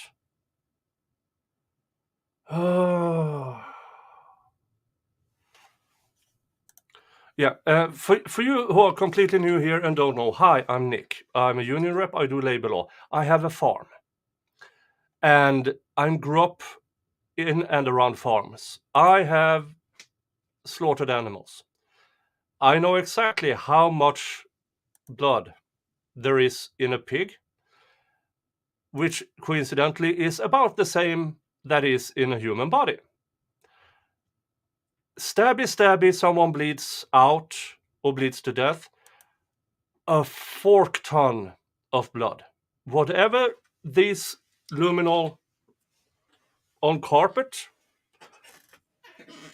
that's barely a nosebleed.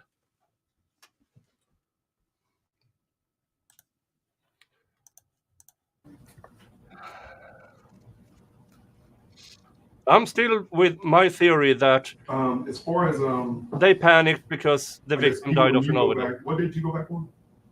I'm sorry. What date did you go and do your? I began on December 23rd. You didn't. Yeah, I've seen bigger stains splatter from when on the Mr. wall. Jingles drops off a mouse or something. Anything consistent with what you would think of blood splatter on the floors? There was some discoloration on the carpet in the southeast bedroom. Well, someone. That wasn't the question, miss. Did it? Again, you don't know whether it was lust or not, is that what you're saying? Correct.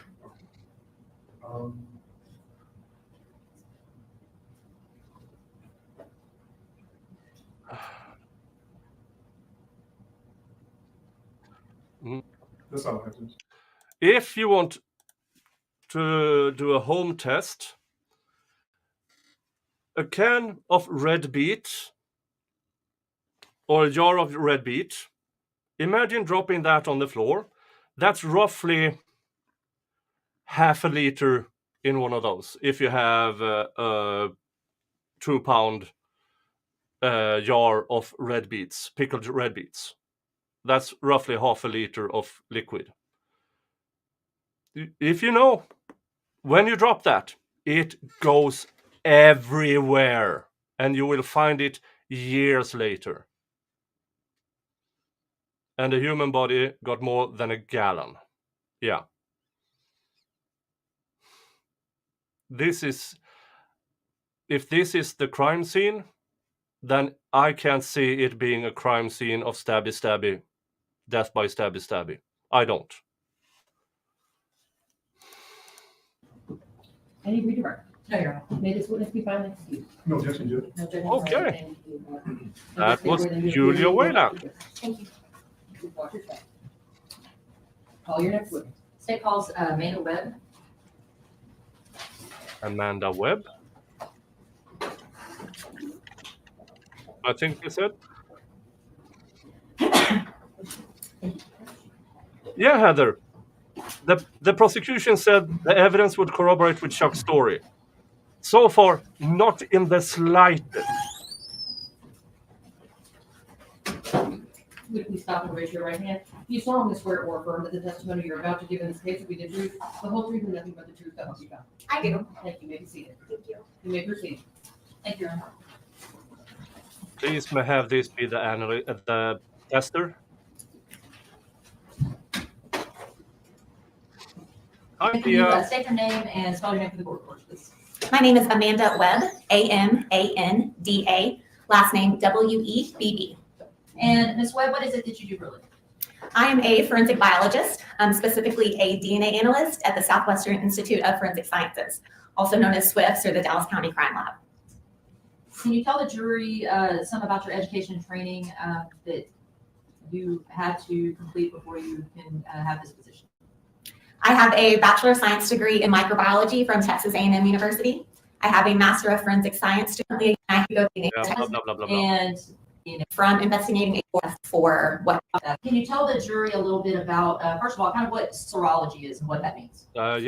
We know your. to be analyzed by the serology department? What, as Yes. far as the address goes, I have to refer to my notes. This is in Did 1.25. Detective Christine Ramirez submit several items to be tested to you under this case? Yes, Okay, you don't know where those items came from, but it may have been from different locations. yes, Okay, and the first step of that is, as you said, for some of those items to be tested by serology. yes, And that's for the presence of blood, is that correct? that is one type of test that they perform. Okay, and then the second type of testing done on these items was the DNA testing. Yes, Now, can you tell the jury, most people kind of know, but what is DNA? DNA is a substance in our cells. It's basically like our genetic blueprint. We get half of our DNA from our moms and half of our DNA from our dads. So 99.9% of our DNA is all the same. That's why we all have 2 eyes, 2 ears, a nose, and a mouth. But 0.1% of our DNA is different, and it's this percent of DNA that we look at in forensic testing. This portion does not change over our lifetime, and it is unique to all individuals, with the exception of identical twins who would have the same DNA profile.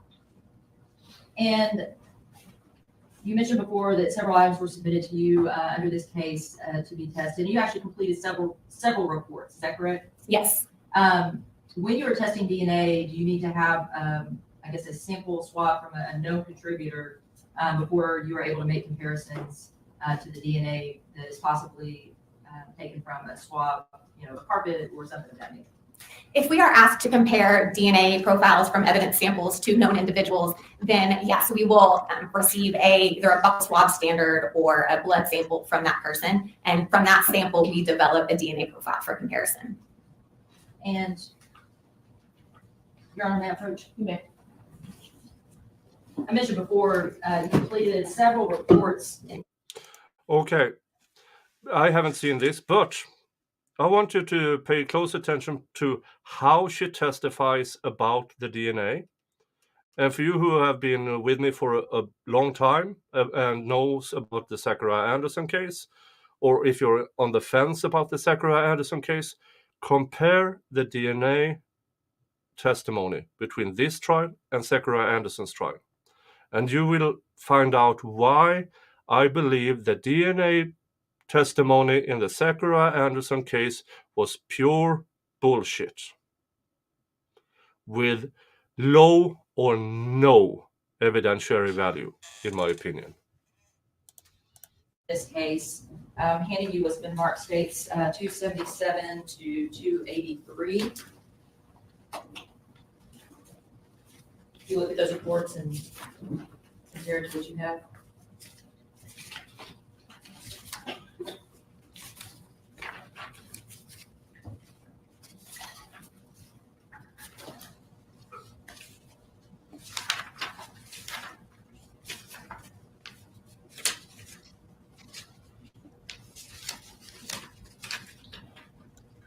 Yeah, we know it's good. We know it's good.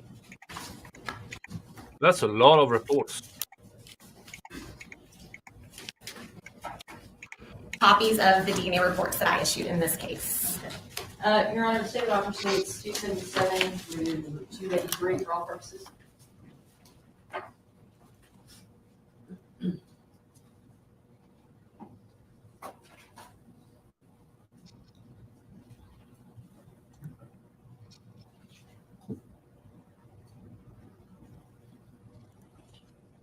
The three are admitted for all purposes.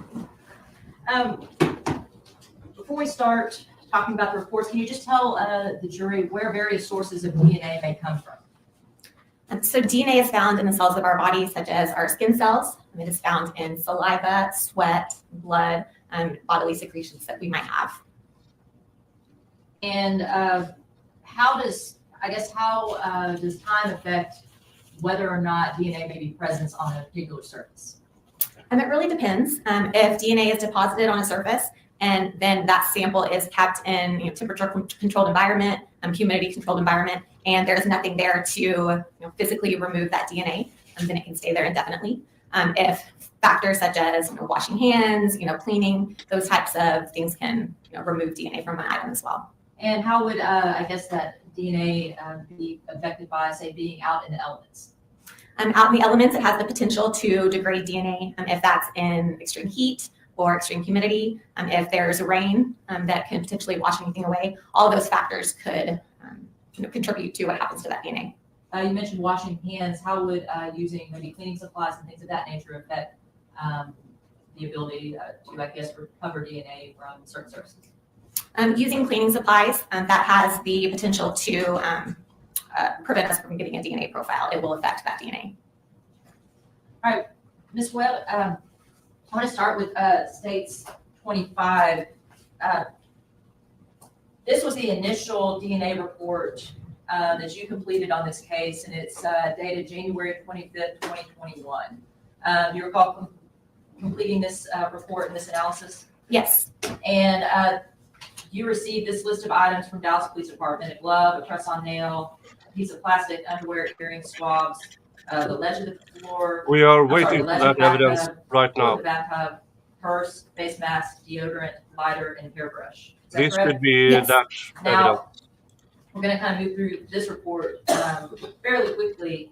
At that time, you only had, a comparison DNA profile for one individual. Is that correct? Yes. For this report, we did not have a known standard that I discussed before, a buccal swab or a blood sample from an individual. We were given some items from the investigating agency that we were told were known to belong to Marisela Botello Valdez. and we used a profile developed from one of those personal items, specifically a sample from a face mask. Not yet. It was alleged in the opening statement that that is what Chuck will testify to. Chuck hasn't testified yet, so we don't actually know what he's going to say on the stand. To use to compare to all of the evidence profiles in this report. Okay, and if you recall, can recall, was that like a cheetah print face mask, or do you know? I received a sample collected from that face mask. I could refer to the serology notes to determine the type of face mask if you would like. That's okay at this time. We can get back to Ms. that. Pittman, I'm sorry, what number exhibit is that? This is stage 277. Thank you. It's for The second report, and like we said, this was just based on the only known comparison of Marisela Botello. And I'm sorry, I want to go back to that because we didn't even talk about results. At that time, we have results of excluded 77 and 100. Can you explain to the jury kind of what that type of result means? Yeah, so first let me explain real quick what we do when we do this comparison. So when we receive our DNA profiles, we look at those DNA profiles to determine if that DNA profile is from a single person with a single source, or if it is a mixture of DNA from 2 or more contributors. If anybody is included, if any known standards that we're comparing to that sample is included, then we always give a statistic. And that statistic will tell you how rare it is that somebody might be included in that sample. Listen to what she just said. They always refer to statistics. And now go back to the Zachariah Anderson trial and listen to their DNA expert. Not a word about statistic, not a number, nothing. Pure garbage testimony from the state's DNA expert in the Zachariah Anderson case. Pure garbage. It will give weight to them being included in that evidence sample. So somebody can be either included or we can exclude them from that DNA profile. So they could not have contributed that DNA.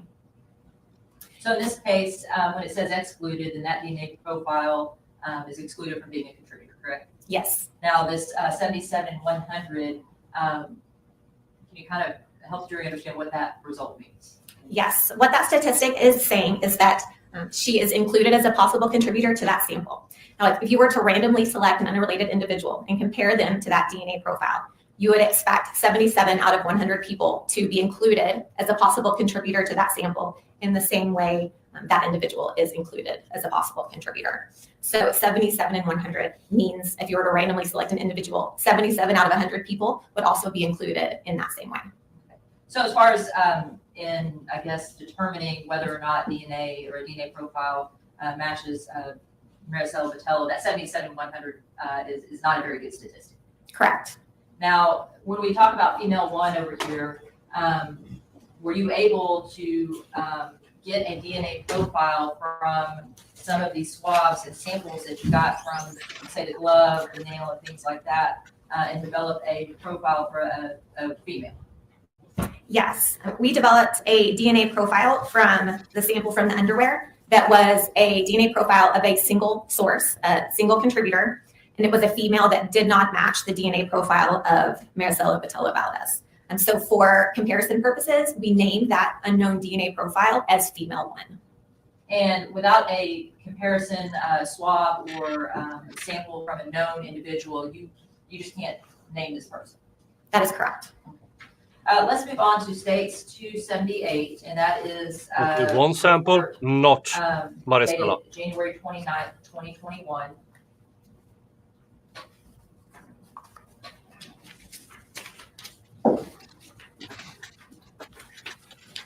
In this report, it is listing newly analyzed evidence, and that is a 4.2.1, a piece of carpet, 4.3.1, a carpet pad piece, 4.4.1, a piece of carpet, 5.1, a piece of carpet, and 5.2, a carpet pad piece. Did you receive a cutting of a piece of carpet, a carpet pad from the Dallas Police Department? Yes. And how do you determine what part of that carpet you, I guess, take a sample from in order to analyze for DNA?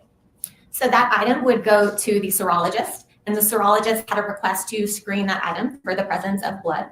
And once they screen that item and they receive their test results, then they will choose samples to take from that item if they were positive for the presence of blood and send them on to DNA. Now, the process in serology for testing for blood, there's 2 tests that they can perform. The first test is a presumptive test for blood. And what that means is that it will test positive in the presence of blood, but it is not specific to human blood, and it is not specific only to blood in general. There are other things that can potentially give you a positive result with that presumptive test. If they get a positive result with that presumptive test, and there is a large enough sample, they will do a second test, which is called a confirmatory test for blood. And that test is confirmatory for the presence of human blood. And was that done on these items that we just listed via serology? Those items were tested for blood and serology. Okay, and were they confirmed to have the presence of human blood?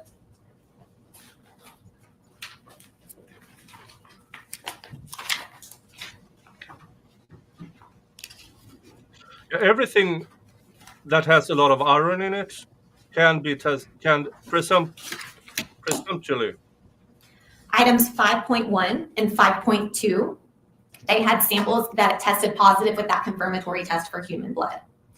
And samples collected from 4.2.1, 4.3.1, and 4.4.1. They tested positive with that presumptive test for blood. For item 4.2.1, there was enough sample to move forward and perform that confirmatory test. However, that confirmatory test was a negative result for the presence of human blood. It was not detected. Okay. The other 2 items, 4.3.1 and 4.4.1, there was not enough sample to move forward and perform that confirmatory test. That leaves one spot in that entire house that was confirmed blood. One spot. Don't know which one it is. Now, and also, remember the DNA expert who said that in her opinion it was blood? This is the test she didn't do. The presumptive and the confirmatory test. Because the sample wasn't big enough. She only testified that in her opinion it was blood.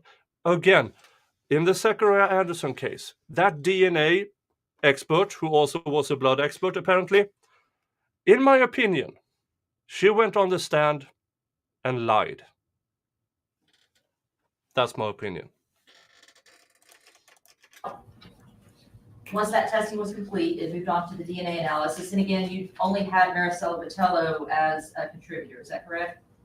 That was the only known profile that we had for comparison at that time. We had also compared to those samples, that DNA profile of that unknown female, which we have named female 1, that was compared to these samples as well. And you stated before that the 5.1 and 5.2 were both confirmed to have the presence of human blood. Is that correct? Yes. Okay, so if we look at the results here, when you tested or analyzed the DNA from 5.1.1, and that's a stain from the piece of carpet, we have T1 and T2, and the stain from the carpet pad piece, T1 and T2. What were the what is the statistic likelihood? It shouldn't have been needed because they destroyed that on cross. Sadly, it wasn't enough for the jury, and also cost.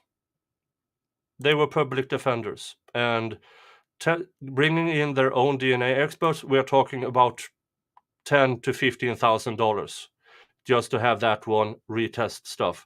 And he couldn't even test the DNA that was found in Zach's van because the state destroyed the sample while testing. So there was nothing to test.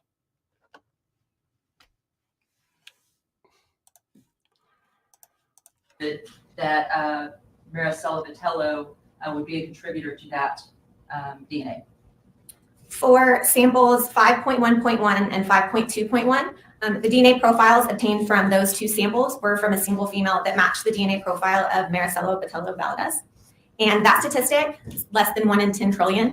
And what this means is that if you were to randomly select an individual and compare them to this DNA profile, you would have to have more than 10 trillion people before you'd expect another person to match that DNA profile in the same way. To put that number into a little bit of perspective, we have about 8 billion people on the earth right now. So you would have to have more than 1,000 of the Earth's populations before you would expect another person to match that DNA profile in the same way. This is how you testify about DNA. Again, go back and watch the Zachariah Anderson trial and how their DNA expert testified and compare. And you will know that the state's DNA expert in that trial was handing bullshit to the jury.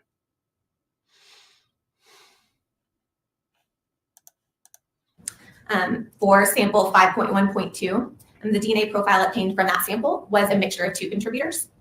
We were able to separate out that mixture into a major contributor, so a DNA profile that contributed more DNA, and a minor contributor that contributed less DNA to that sample. And that DNA profile of the major contributor matched the DNA profile of Marisela Botello with that same statistic that I just discussed, that less than 1 in 10 trillion. When you talk about major and minor contributors, who was the minor then? Are Who you was the able minor? to determine if the minor contributor, if that DNA source is from, say, human blood or touch DNA or some other bodily fluid in your analysis? And we're not able to determine by the DNA profiles what type of cells that came from. We are only able to perform that test on that stain itself. And then once we... Again, compare her testimony. We can't determine via the DNA test what the source was. Only the DNA. Again, DNA expert in Zachariah Anderson's trial, under oath, said she could determine if it's from blood, touch, or transfer DNA. She went up on the stand and, in my opinion, lied to the court. Obtain the DNA profiles, we are not able to tell what that DNA profile came from. Blood, skin cells, a different bodily fluid, for example. Now, Who did it belong to then? I want to move on to the next report, and this is kind of the report where...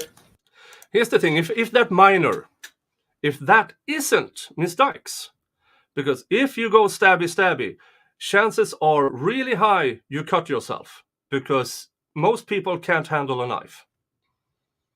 So they cut themselves. If it's Shucks, why are they prosecuting Miss Dykes? You finally have some other DNA, known DNA comparisons or samples so that you can make comparisons to other individuals to determine if they may be a contributing source. Is that correct? Yes, in this report, we have 3 additional known standards for comparison. And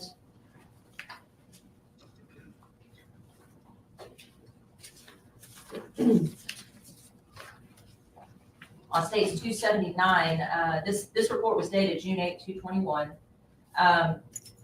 Who were the other known comparisons or standards, known standards with which you were able to compare the DNA that you had from these other swabs?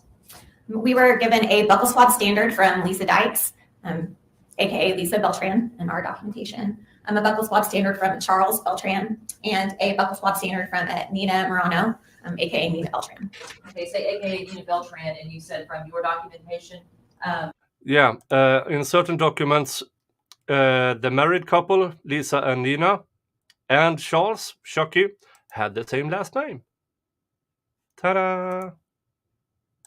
Where did you receive that documentation as far as their last name, Beltran? Dallas Police Department submitted information to us. Okay. Looking on the first page, we have several items of newly analyzed evidence. And we have a towel, a gray towel, a white towel, a blue towel. You mentioned the buccal swab standard from Lisa Dykes, aka Lisa Beltran. Glove number 3, glove number 4, glove number 5, duct tape number 6, duct tape number 8, duct tape number 9, duct tape number 10. You have a buccal swab standard from Charles Beltran, a pistol, a necklace, buccal swab standard from Nina Morano, aka Nina Beltran, fingernail, piece of duct tape, pieces of duct tape, plastic wrap with duct tape, plastic bag with duct tape, plastic bag with duct tape, and a garbage bag on that page. And then, did you also compare the new known standards of Lisa Dykes, Charles Beltran, and Nina Morano to these previously analyzed pieces of evidence? Yes, we did. Okay. Now,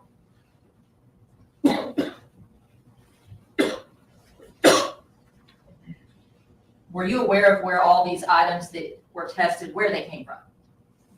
There's information in the submittals that discuss the location of these items. What's listed on the report in parentheses, and those are things that were written on the packaging of the items that we received. And that would be the AKA Lisa Beltran, Nina Beltran. You said in parentheses, I'm not sure. Oh, I apologize. Thank you for correcting me in the quotation marks. Okay.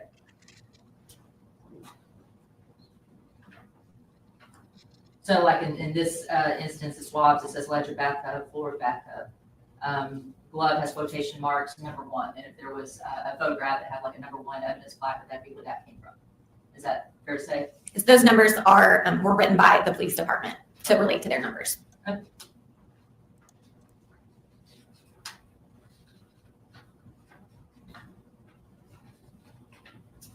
Now, some of the things that I'm flipping through, these are just kind of information, and we talked about just a minute ago, you talked about a single source, a simple mixture, major minor mixture, and a mixture subtraction. Can you tell the jury kind of what a single source profile is? Yeah, so a single source DNA profile is a DNA profile that is from a single person. DNA profiles that we observe can be from one person, or we can observe the presence of 2 or more, 2, 3, 4 contributors in a sample. If it is a mixed DNA profile, so from 2 or more people, there are different ways that that mixture can be interpreted that are listed here. So if it is a simple mixture, then we are not able to separate that sample out into major or minor. And we are just looking at a mixed DNA profile. And that is how we are interpreting that DNA profile. In some instances, we are able to determine that one person contributed more DNA than another person in that sample. And in that case, we will interpret that as a major and a minor, which is listed there as well. That last one, mixture subtraction, that type of sample is if you have a DNA profile from, for example, a person's body. We consider that an intimate DNA sample, to where you would expect their DNA profile to be on a sample collected from their own body, for example. And so we will take that DNA profile of a known person and subtract it out, and then have a DNA profile of a second contributor that can be used for comparison. So all of those are different ways that we are able to look at these DNA profiles. Yeah. But also remember, okay, now they found Marisela Botello's DNA in the house. There are 3 people at least we know who lives there. We know there's a lot of people in and out of the house. So finding Chuck's, Nina's, and Lisa's DNA everywhere in the house, that's expected, in my opinion. Let's move on to basically the results of your DNA comparison. And you'd already mentioned before the results from the carpet pad and the piece of carpet for Marisela Botello down here. But let's just kind of start at the top. With the stain from the glove, there doesn't seem to be any statistics that are very strong in that case, matching the DNA to any of the known samples. If that DNA profile was a mixture of 2 people that we were not able to separate out into a major and a minor, the only person included in that sample was Lisa Dykes. But that sample statistic is 1 in 39. So if you were to randomly select an individual and compare them to that mixture, 1 out of every 39 people would be included as a possible contributor in that same way. And everybody else is excluded. And the stain swabs from the ledge of the bathtub and the floor of the bathtub. And let's just start with the stain swabs to the ledge of the bathtub. Each of these individuals is excluded. Is that correct? That is correct. Okay. And the stain swabs for the floor of the bathtub, we have just 3 individuals included, and that is Marisela Botello with the statistic of 1 in 2, female 1, and Charles Beltran is a 1 in 2. That's correct. Okay. I kind of skipped over this. A sample from piece of plastic number 2. And again, you don't know what exactly or where that piece of plastic came from, but the only contributor there is Charles Beltran with that 1 in 10 trillion number. Is that correct? Yes, the DNA profile obtained from that sample was a mixture of 2 contributors that we were able to separate out into a major and a minor contributor. The DNA profile of the major contributor matched the DNA profile of Charles Beltran. That statistic, the less than 1 in 10 trillion statistic that I explained earlier, and everyone else compared here is excluded as being a possible contributor to that sample. This makes it even less logically that Lisa Dykes is the one charged in this trial. Because so far, most of it seems to be the victim and Chuck.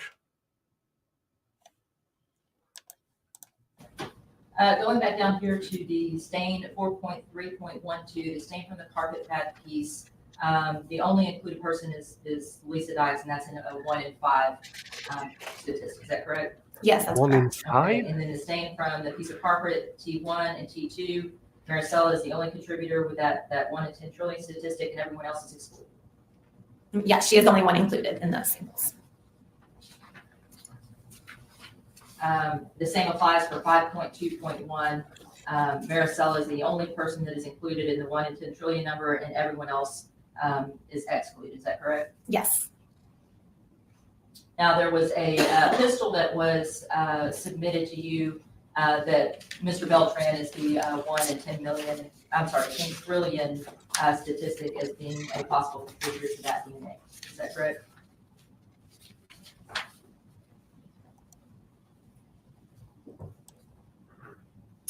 Yes, referring to sample 10.1.3, that DNA profile is a mixture of 3 contributors, and we were able to separate out a major contributor to that sample, and the DNA profile of Charles Beltran matched the DNA profile of that major contributor with that less than 1 in 10 trillion statistic. The female 1 profile was included as a possible contributor to that minor contribution, and that statistic 1 in 2, and then everybody else is excluded. 14.1.1.1, the sample fingernail, Marisela is included as a 1 in 90 as a possible contributor, and then everyone else is excluded. Yes. Okay. And as far as the other items listed here, the duct tape, plastic bag with duct tape, garbage bag, things of that nature, were you able to obtain any usable DNA profile for which to compare to your known standards? From all of the samples that were collected from the duct tape,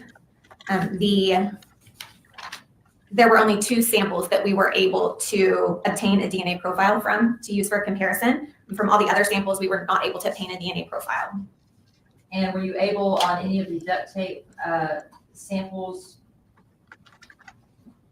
and I skipped over 14.3.12 and 14.5.15, were there any statistics that were useful for law enforcement purposes to determine who may have been a contributor to that? The only samples that we included somebody, we had a statistic of 1 in 2 and 53 in 100. So 1 out of every 2 people and 53 out of 100. Okay. That's not nowhere. That was stage 279.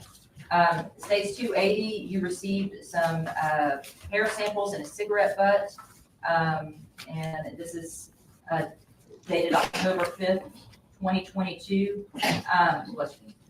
Were you able to determine, where these items came from? We don't know because they collected these evidence a month after her disappearance. Anything could have happened in that house during that month. Anything. And from what I'm hearing, most, if not all, of the evidence so far points at Chuck. They found duct tape on the plastic bags where her remains was found. But the DNA evidence, the statistics, is bad. Based on any information that you have?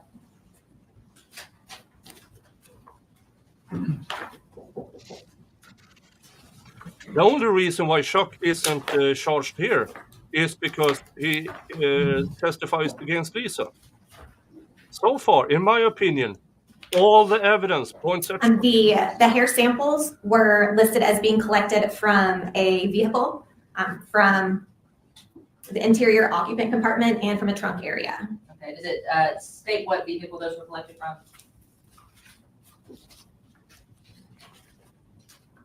Yeah. The transport in the car. Okay.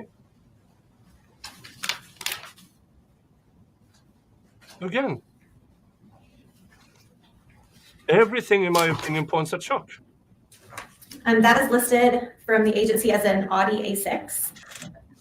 And in looking at that, it appears on page 4 or 5 of that report, you were able to get a DNA sample from a hair root in 6.4.1.121. 2 individuals, Charles Beltran and Nina Morano, were excluded, and then 3 individuals have this number of 79 and 100. That's correct. Okay. And then as far as the cigarette butt is concerned, Charles Beltran, his DNA, when compared, analyzed, was the statistic of 1 in 10 trillion. Yes, the DNA. That is interesting. They found cigarette butts near the remains. 6 months later, rain everything in Texas, and they still found DNA. I saw this from Lacong. Didn't they testify in the Zachariah Anderson case that the reason they never tested the cigarette butts outside of Mr. Guterres' apartment was it rained, and that would have destroyed the DNA evidence? Well, howdy doody day. Here we hear from her. Perfectly possible. That again, gravely, go fuck yourself. You absolute human garbage. The profile obtained from that sample was a mixture of 2 contributors that we separated out into a major and a minor contributor. And the DNA profile of Charles Beltran matched that DNA profile of the major contributor at less than 1 in 10 trillion. Just that they were near the garbage bag and the area. Space 281, and we'll look at 281 and 283 kind of together. This was April 14th in 2023.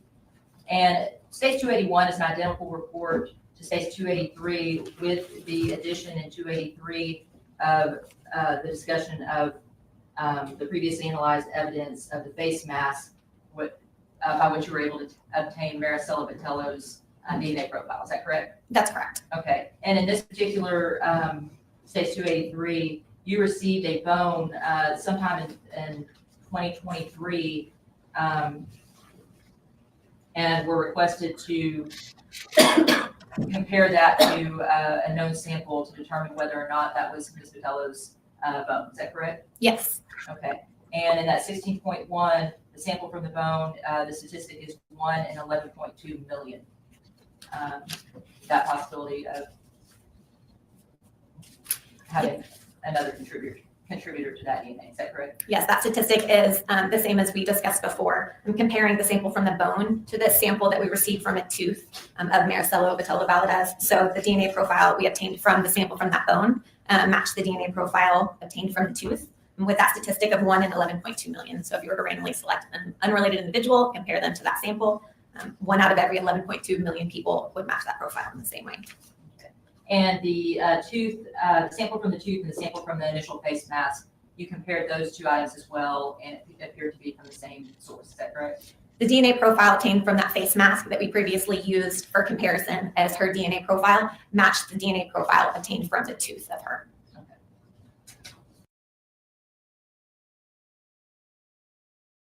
Over at Rumble, Leila Marie says, this is a prelude on what DNA discussions will be like in the Koberger case. Yeah. Remember all you hear here? When the Koberger trial starts, whenever it starts. Because that DNA from, I haven't checked up on that case for a bit, but yeah, remember how they testify here and how they will testify in that trial. That will be really interesting. And then the last report that we're going to talk about is states 282. And this report was on June 13th, 2013. Is that correct? Oh yeah, the 2 bottles in half-drunk bottles in the apartment. Never tested. That investigation in the Zachariah Anderson case was all about framing Zachariah Anderson. June 13th, 2023, yes. I'm sorry, 2023. It's getting late today. You received 3 pieces of evidence, and those are the 3 pieces of newly analyzed evidence. Do you recall where those pieces of evidence came from?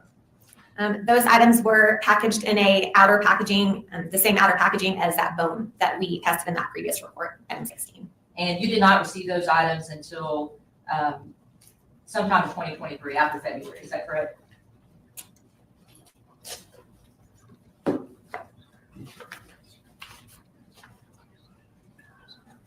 Those items were received into the laboratory on February 16th of 2023. And you don't have any idea if those items were collected after the initial collection of items that you tested previously? I don't know when they were originally collected. The results of those items, the sample from underwear T1 and T2, the 4 known samples that you have were all excluded. Is that correct? Yes. And then female 1 was excluded. Yes. What does this male 1 mean?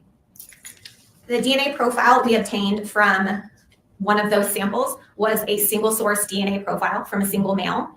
And that DNA profile did not match any of the known standards that we had. And so they found DNA on what they claim was a crime scene from people they can't identify and is neither any of the suspects or the victim. So who are they?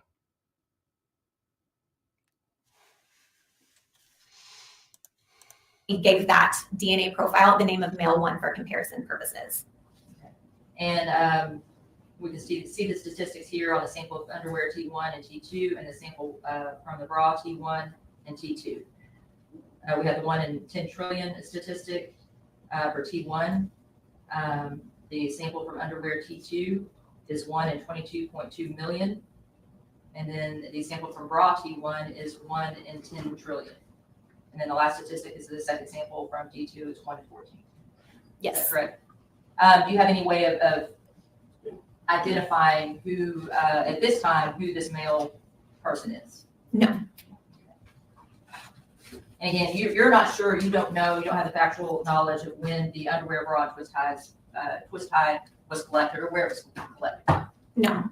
So at this point, that's kind of an unknown. Yes, that would be in the agency's documentation. All right, pass the witness.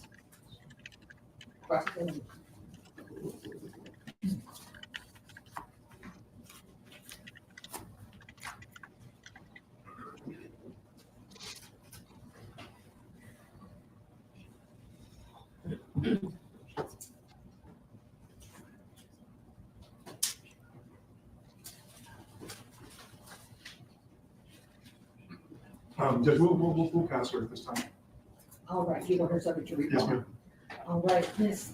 Webb, the defense is going to reserve the right to cross-examine you, so we need you on call to be available not only for the rest of this week, but for next week as well. All right? Yes, ma'am. Thank you. You are excused for now. Thank you. Thank you. All right. That seems to be Ms. Newton, do you have a witness? final thing.